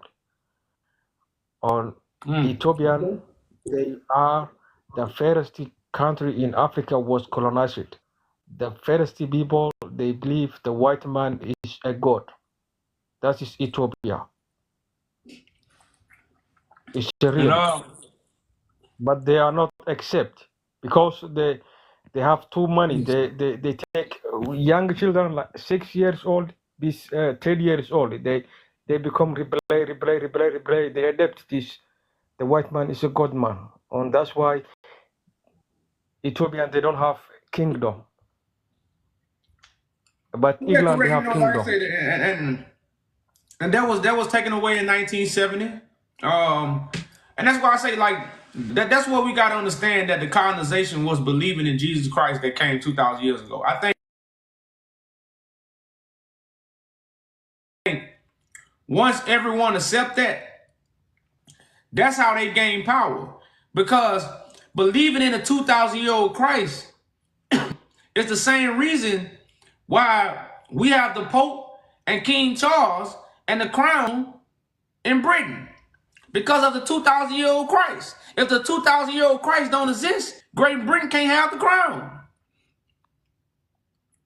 You know, so it's these are small little details that can really, you know, hopefully help people see. Like I say, that's what colonization is. And that's why everybody in the world, especially when it comes to African people, they believe in a white Jesus.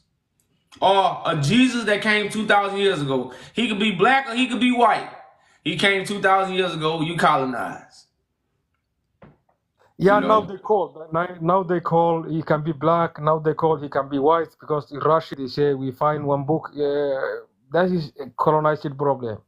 It's still in Africa. Ethiopia. If you go in Ethiopia now, every house in Ethiopia you see one white man in house. One white man, long hair and blue eye. Every house, or they say this is God. That is God. Every house you go in Ethiopia. Not every house, the most people, if you go home, you see one white man there, long hair, blue eye. What's this? It's a god. If they see one from America and come here, they think he God. He is coming in home. Ethiopia, as really, I want to only say Ethiopia is the first country was a brainwash in Africa.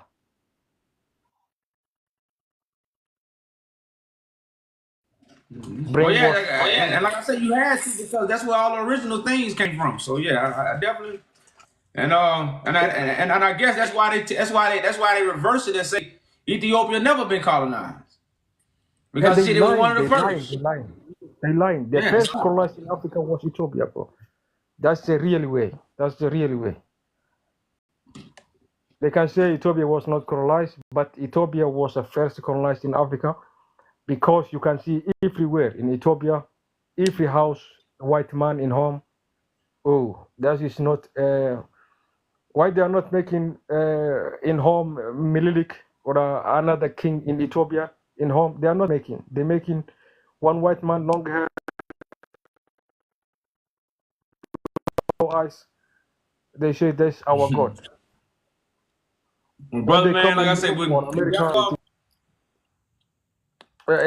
me, I'm from Ethiopia. I'm Somali region. What you say? What region? Ethiopia, they have too many ethnic. African. Ethiopia is too many You said ethnic African. Somali? You said Somalia? Yes, I'm Somali, but I'm Ethiopian. I say we appreciate you coming up, sharing that clarity for my brothers and sisters around the world. And check out that website. Check out that website, man. Like I said, we have a movement, and like I said, we're looking for strong sisters and brothers to join this movement to help remove this brainwashing from our people, so we can unify our people and heal our land. You know, so that's something you might want to fight, and you're able to join us. That's the website, brother. Reach out to us, and we'll reach back out, brother. Thank you, bro. And have a nice day or nice night, yeah. All right. Peace. Likewise. Peace, peace.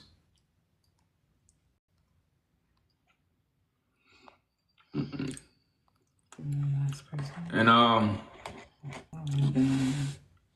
for about almost 2 hours.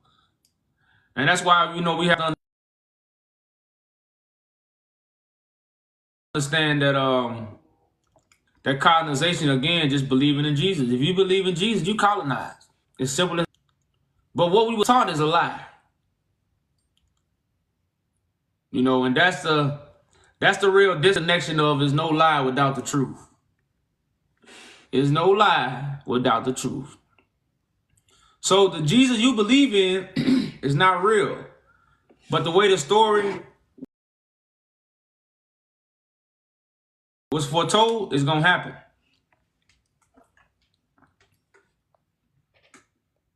So right now, Christ walks colonizers. So you won't recognize the one that's here to liberate the people. But the whole time the government know he's coming from the people. The government know where the liberator is coming from. Why do you think they lied to you? So, the world we living in today, y'all.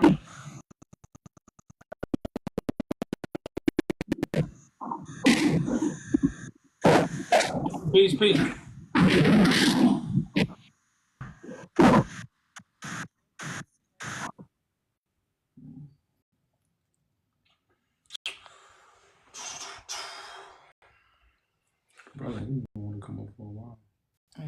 It was a good talk. Yeah. You can bring them up. No, yeah, man. People got to hit us up on the back end, man. We got to get some things going, y'all. Like, I don't want y'all to. All brother, man. For you, I just want people to know. Don't think our job is to come up here every day and talk to y'all. We have a movement going, so I want the viewers to know this is why we have our website up here. Not to just go. No, it's time to make connection, bridge gaps. If you understand what we're doing, connect us to some people. I'm finna let you speak, brother. If you get him out. So, like a lot of people just get comfortable with coming on social media and just having a conversation. We're not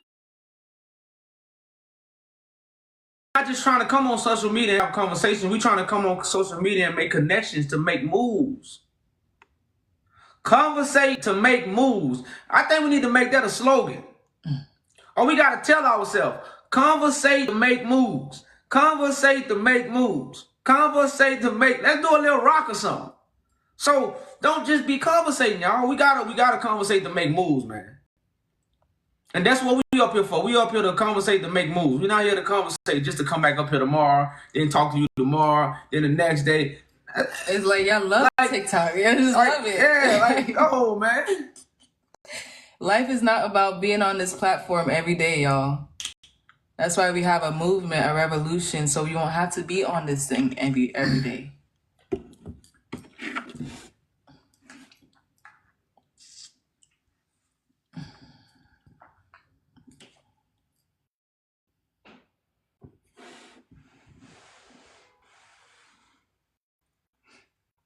Y'all not using social media for what it's really for. That's the problem. Connections.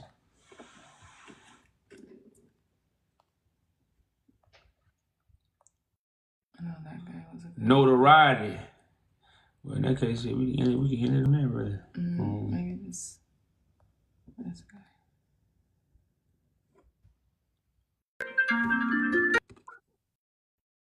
Yeah, we on every day. We got a purpose too. We not on here every day. Come talk to you tomorrow. Yo, how you doing? We got to move. How you doing? Some people on here just to talk. What's going on? Peace, peace. Yo, how you doing? Hi. We good. Yeah, okay. So you saying up there, Ethiopia colonizer. Okay, Ethiopia colonizer. What you mean? Like they are colonizer in Africa? What do you mean up there?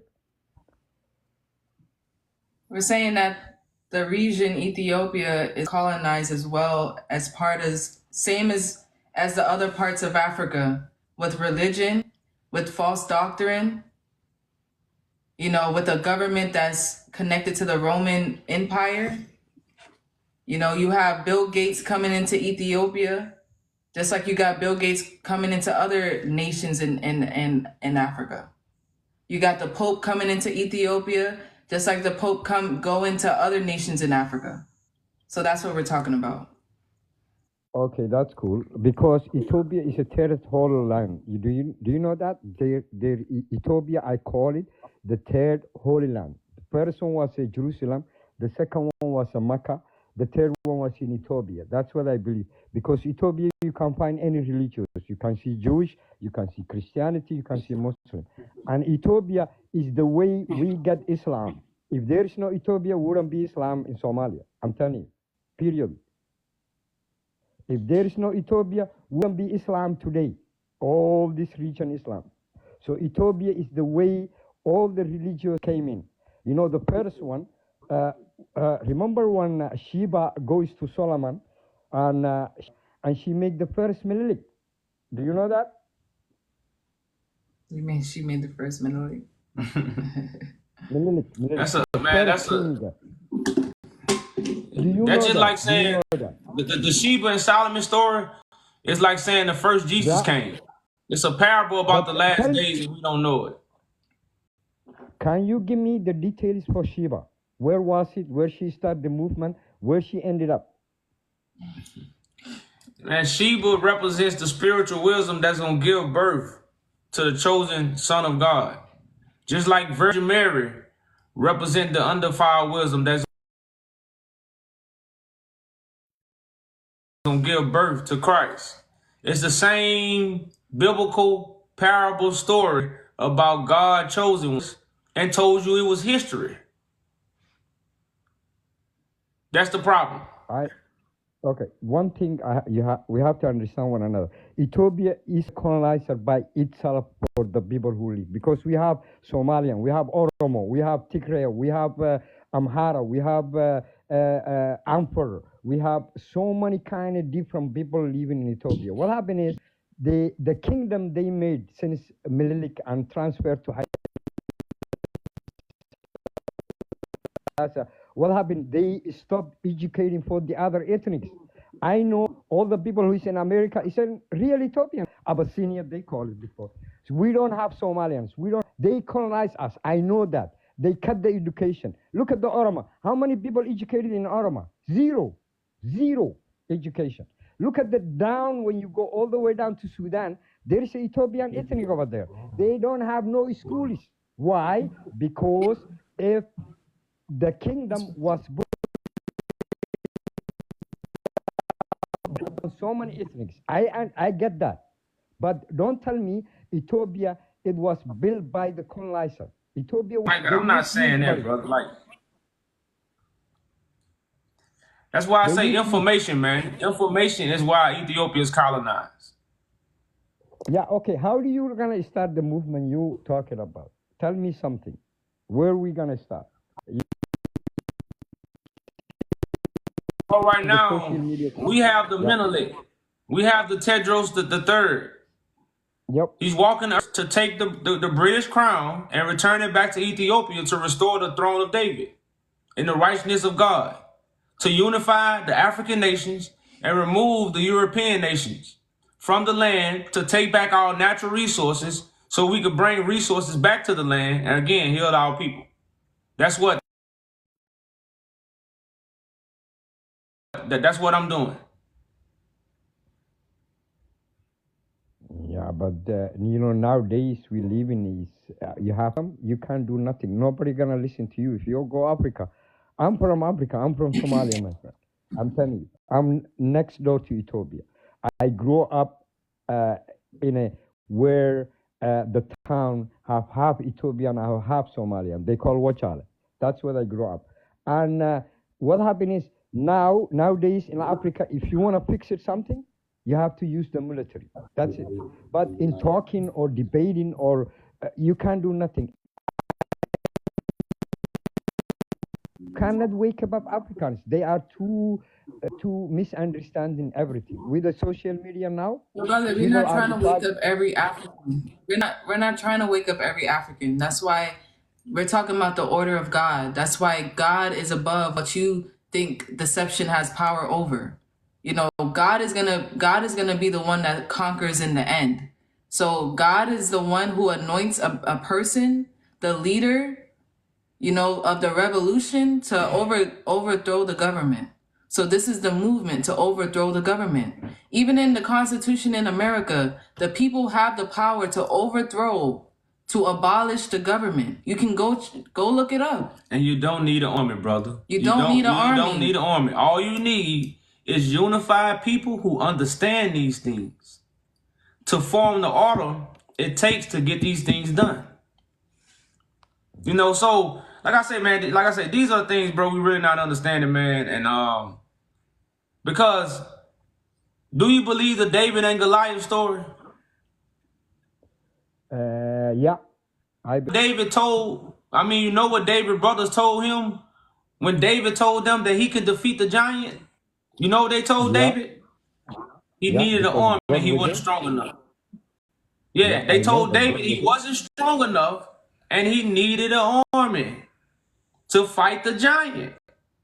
But you know what David's brothers did not know? God had chosen him and sent him. David's brothers didn't know that. David knew that. So this is what's going on to today's time. And Haile Selassie said this. He said in the 20th century, David will still defeat Goliath.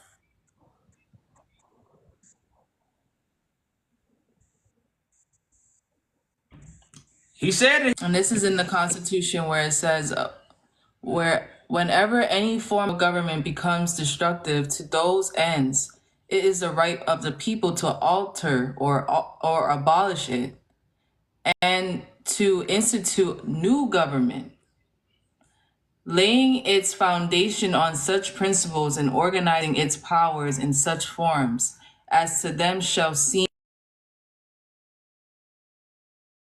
much likely to affect their safety and happiness. So we have the power to institute new government. That's why you have the CIA making sure that the people don't know this information. They will stop people from getting this information so we won't overthrow them.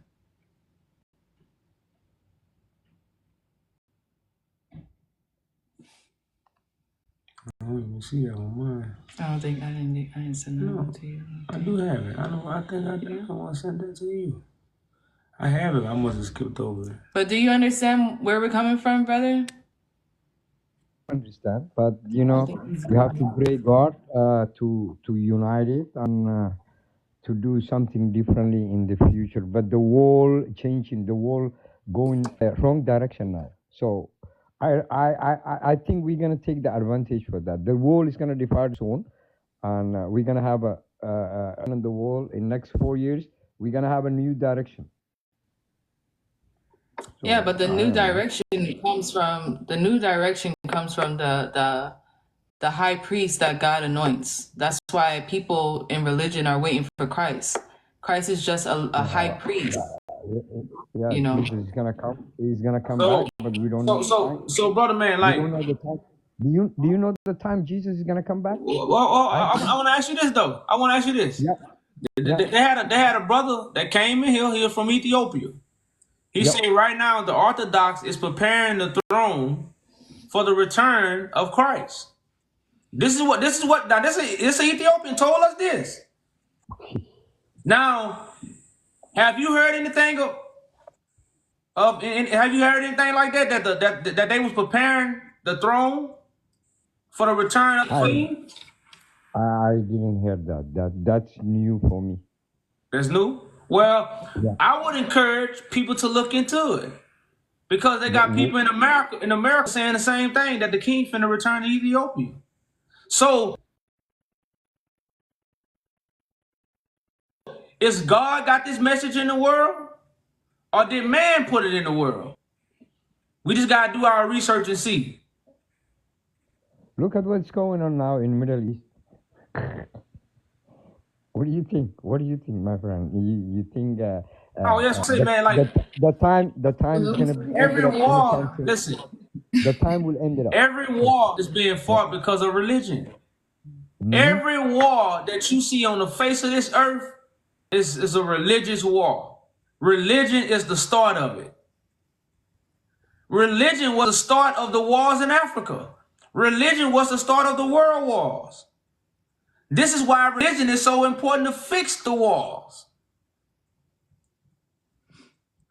So the truth have to be told. So right now we telling the truth. That's gonna what? Stop the wars, which is gonna be the religious truth. See, this is what people don't understand. We have the religious truth. See, like the truth, that's like right now. I can't tell you the truth about a plumber or a carpenter if I'm not a carpenter. You can tell me the truth about that because that's what you do. So the truth ain't just everything. The religious truth is what will fix the problems in the world. The whole world is out of whack because the religious lie.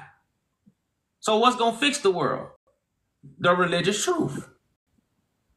And we have an organization that we have put together, which is simply what the prophecy. But see, a lot of people can't hear the words of the book no more because it's so hocus pocus and they change time. But when we tell people we are the people that the book is talking about, that was gonna come together with God's plan to overthrow it and restore and unify the diaspora that was robbed of their resources, their history, and all their precious things. You know, that's what I would. That's what I would. What you call it, organization. That you can call it the saints. You can call it people, or whatever you want to call it. But that's what we are doing, and that's what our whole movement is surrounded behind.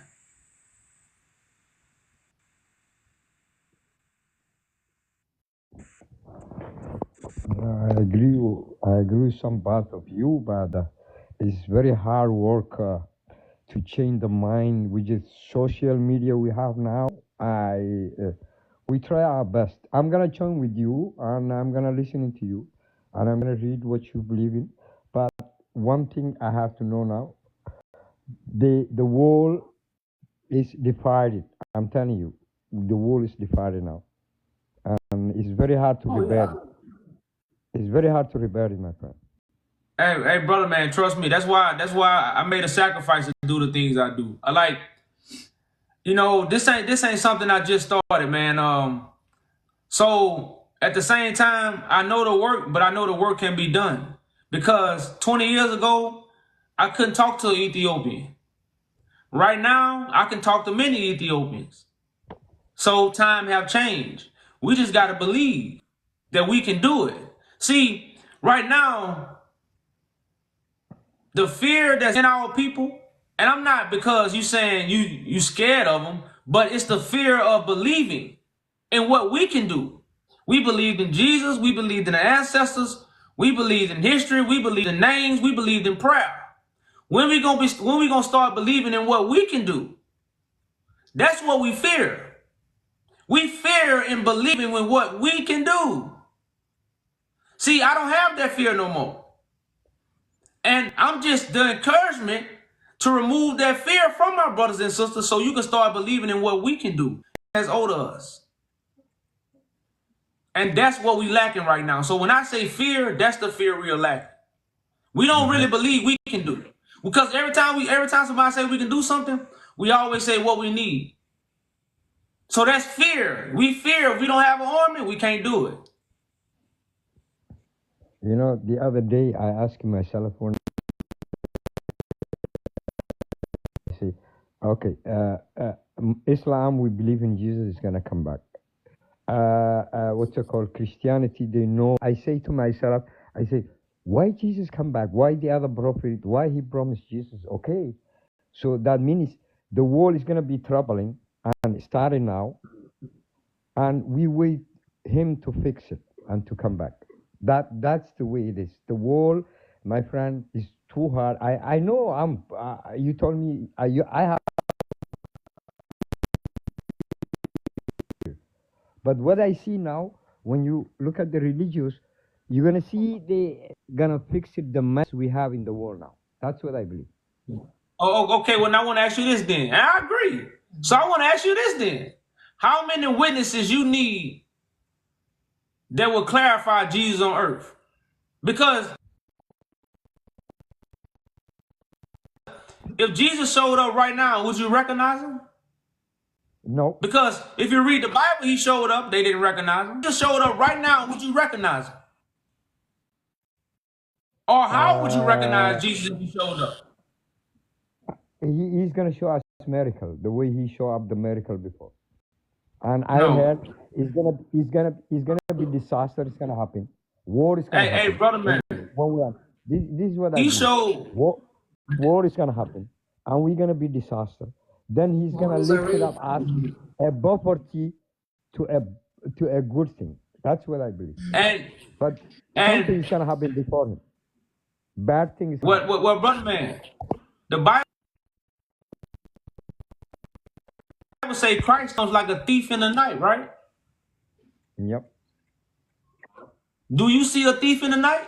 Okay, so you ain't gonna see Christ unless you with him, because everything Christ on, the world gonna be in darkness about. You gotta think, if God was in a vessel on earth right now, and God saying, "Go tell my people this and go do this for me," you gotta be in tune with God. Because I was sharing this with a brother just a few minutes ago. It was God and Moses that saved the people from Egypt. It was Noah and God that got the people from the waters. It was Jesus and God when Jesus was here. if that's what you believe. So in today's time, there's going to be a son of man and God. See, God was always there. See, that's the part that religion have blinded people to see. So now you can't follow God in spirit and truth. You worship your imaginations of a character. Like, you don't worship Moses, he was a savior. You don't worship Noah, he was a savior. But the colonizers got you worshiping Jesus and not God. But you're supposed to worship God, Christ. You're not going to choose Christ. That's why you have to accept Christ. But Christianity made you accept Christ without him even being in front of you. And see, we don't follow that. The word become flesh. God don't change. So if the word become flesh, where's the flesh and where's the word? So now you're saying Jesus is gonna come Ethiopia, but I believe in he's gonna come Jerusalem. That's what and correct. The colonizers, you know, the new Jerusalem coming down from heaven. It ain't on the map, according to the book. So when you follow these things, man, like I said, it don't line up. And that's the colonized information to take you away from reality. So right now, Christ walking the earth, he finna return back to Ethiopia, but what? He's like a thief in the night. Now he gonna be lifted up and everybody gonna see him. But until then, you're just gonna be in darkness, but he's still gonna be taking everything back. Right now, Christ on earth taking back the power. He's taking back the power. First, he's taking back the power of the minds of the people, to bring them back to God, to bring them back to the truth, to get them on the other side of the Jordan. By what? Speaking the truth. That's why I say once the gospel is preached, then the end will come. Everybody know about Jesus. The end ain't came yet. Well, I guess that's not the real Jesus. The real Jesus, the real Christ is walking the earth right now. You know, so this is how we know people are colonized. And this is why we say these things, so we can make people realize what's going to take place in the name of God, not in the name of religion.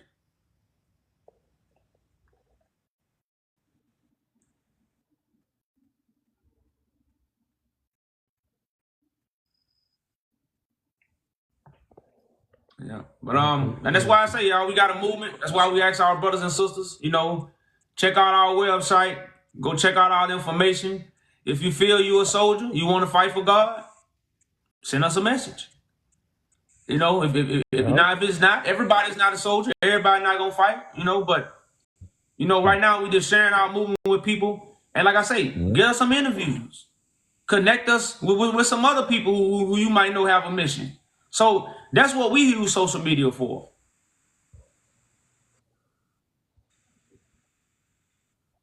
Do you believe in Rastafari? Are you Rastafari? No.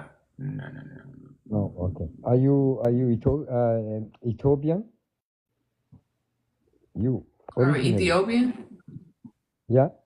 Yeah. Okay, cool. I'm Somalian, live in a part of. I live in a town half of Ethiopian and half Somalian. So. Man, y'all the same people, brother. Yeah, don't let that Berlin Conference line divide y'all. Okay, cool. You know, that's a colonized line right there, brother. You know, so. Yeah, we appreciate you coming up, brother. Yeah, but we did give you a follow though, brother, man, and Okay, guys, thank you very much. I appreciate for that. I already shared with you. I see him a couple of times before, and thank you very much. My name is Solomon, which is Sulaiman in Arabic, but original name is Solomon, which is King Solomon. And nice to meet you. Yeah. All right. Likewise, brother. So see you, my friend. Okay, thank you very much. You made me sound like Solomon, like a soul man, like Solomon, a solid man, a soul man, a solid man. A solid man is a soulful man. See, when you do stuff according to your soul, you don't really do no wrong. Everything is just, like I say, it's just, everybody ain't got that soul vibe. A soul vibe is just a soul vibe. It's just, and they rare because, like I said, you can't buy the soul. That's why people sell their soul. And then, you know, when people sell their soul, they know they're like, man, I gotta act. They know they put on the act. You know when you sell your soul. So you can't, the soul don't, you can't put a price tag on the soul. That's why they get you to sell your soul. So it's rare to run across soul vibes because we try to match material and soul vibes together. It don't go together. Because most people got material to sold their soul. So it ain't no soul vibes, it's material vibes. And materials get old. You can get a new car right now, drive for 2 years. It's old now. You see what I'm saying? So material things wear off. Souls don't. That's why somebody say, man, you're an ancient soul. That's when they say what? Are you going to live forever? Or are you just going to die like a man?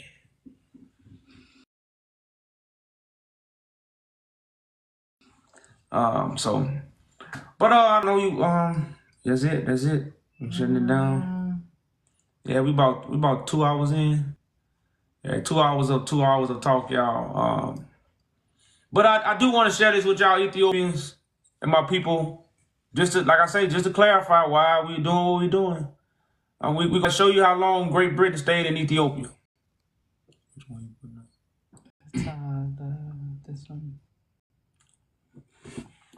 We just want to show you how long Great Britain stayed in Ethiopia after Italians left. Now, if you add this time up, that's 20 years damn near. That's almost 20 years of the European nations inside of Ethiopia. 20 whole years, y'all. I don't think 20 years. 20 years. And again, y'all, this is for educational purposes. This is not to talk down on Ethiopia. That's why we are here to restore Ethiopia. That's why we are here to restore Ethiopia. But you first must remove your brainwashing. So you can accept your brothers and sisters and be a part of the movement to help restore Ethiopia. Because if you don't know this information, you'll just come to America and don't even try to restore Ethiopia. But with this information, you might want to what? Help restore Ethiopia. This is why we spread this information. British military administration in Ethiopia. Following the defeat of the Italian during the forces of World War II, lasted from early 1941 to January 42, when the Angola-Ethiopian agreement was signed, officially restoring Ethiopian sovereignty. So, know what I need to have up here next time? I need to have the Angola-Ethiopian agreement. Oh yeah. We gotta bring that out because we gotta educate out because again, if you don't know, people don't know this history. This 1942.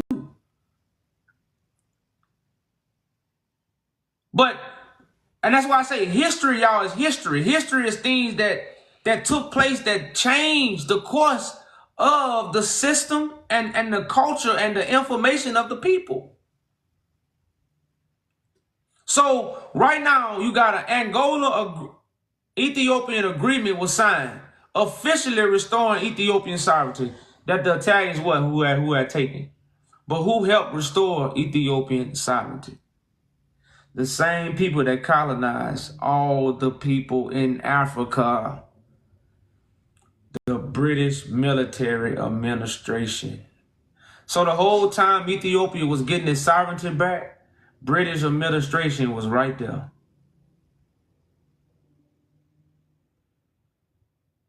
It says, however, the British maintained control over the, I can't say that word, Ogaden region until 1955, making their total presence in parts of Ethiopia around 14 years. Now this is remember, this is right after the Italian invasion. The Italians was there for 5 years, and the British military administration was there for 14 years. That's 19 years of the European powers inside of Ethiopia. At Ethiopia's weakest point, let's not say that. At Ethiopia's weakest point,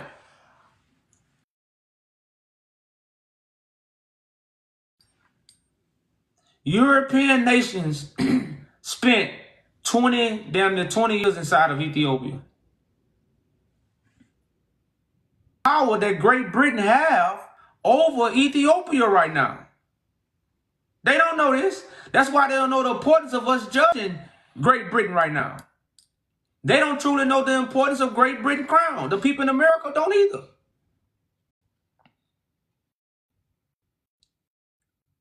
So what was World War II about?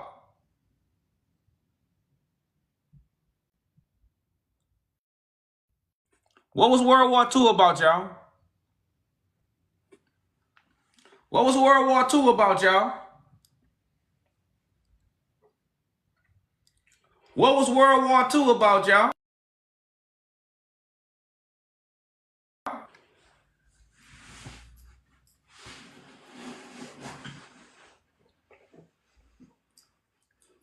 What was World War II about, y'all?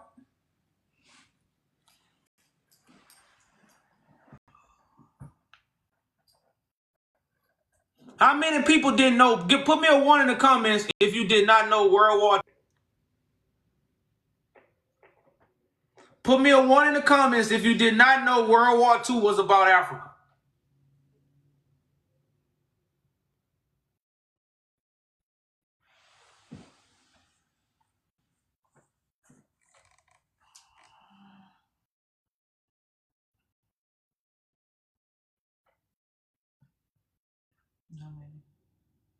We got some ones.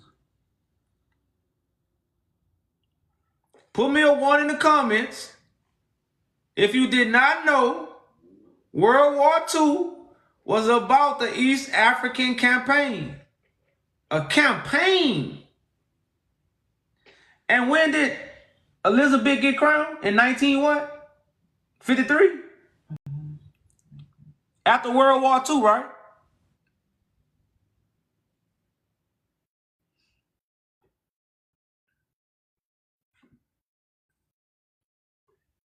So it says, as part of the East African campaign, World War II, one of the objectives was to remove the Italians out of Ethiopia.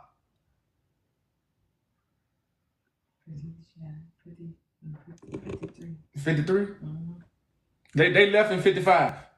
No, she got crowned 55, 53. Oh, they left 55. They left in 55. Yeah. Then it say what?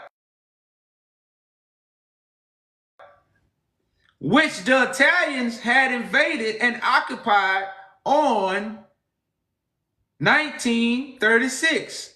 So 1936 to 1942 is, you can say 5 years. The British decided that they would help that had deserted into Kenya and Sudan.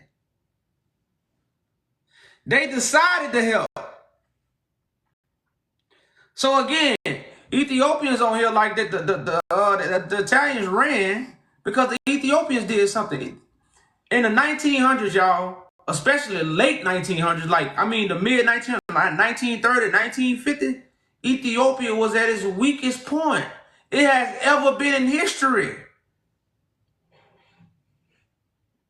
In the from 1920 to 1950, Ethiopia was at its weakest. No, 1920 to 19. Why you think Haile Selassie left? No emperor had left. No emperor had ever fled Ethiopia when it was time for war. So that proved Ethiopia was at its weakest point. So for all them 50 years, 20 of them years, the European nation was in there. Out of the 50 years of Ethiopia being this weakest point, for 20 years, European nations spent time in Ethiopia. So when people be asking why we say these things, y'all, these the facts. They spent 14 years, y'all.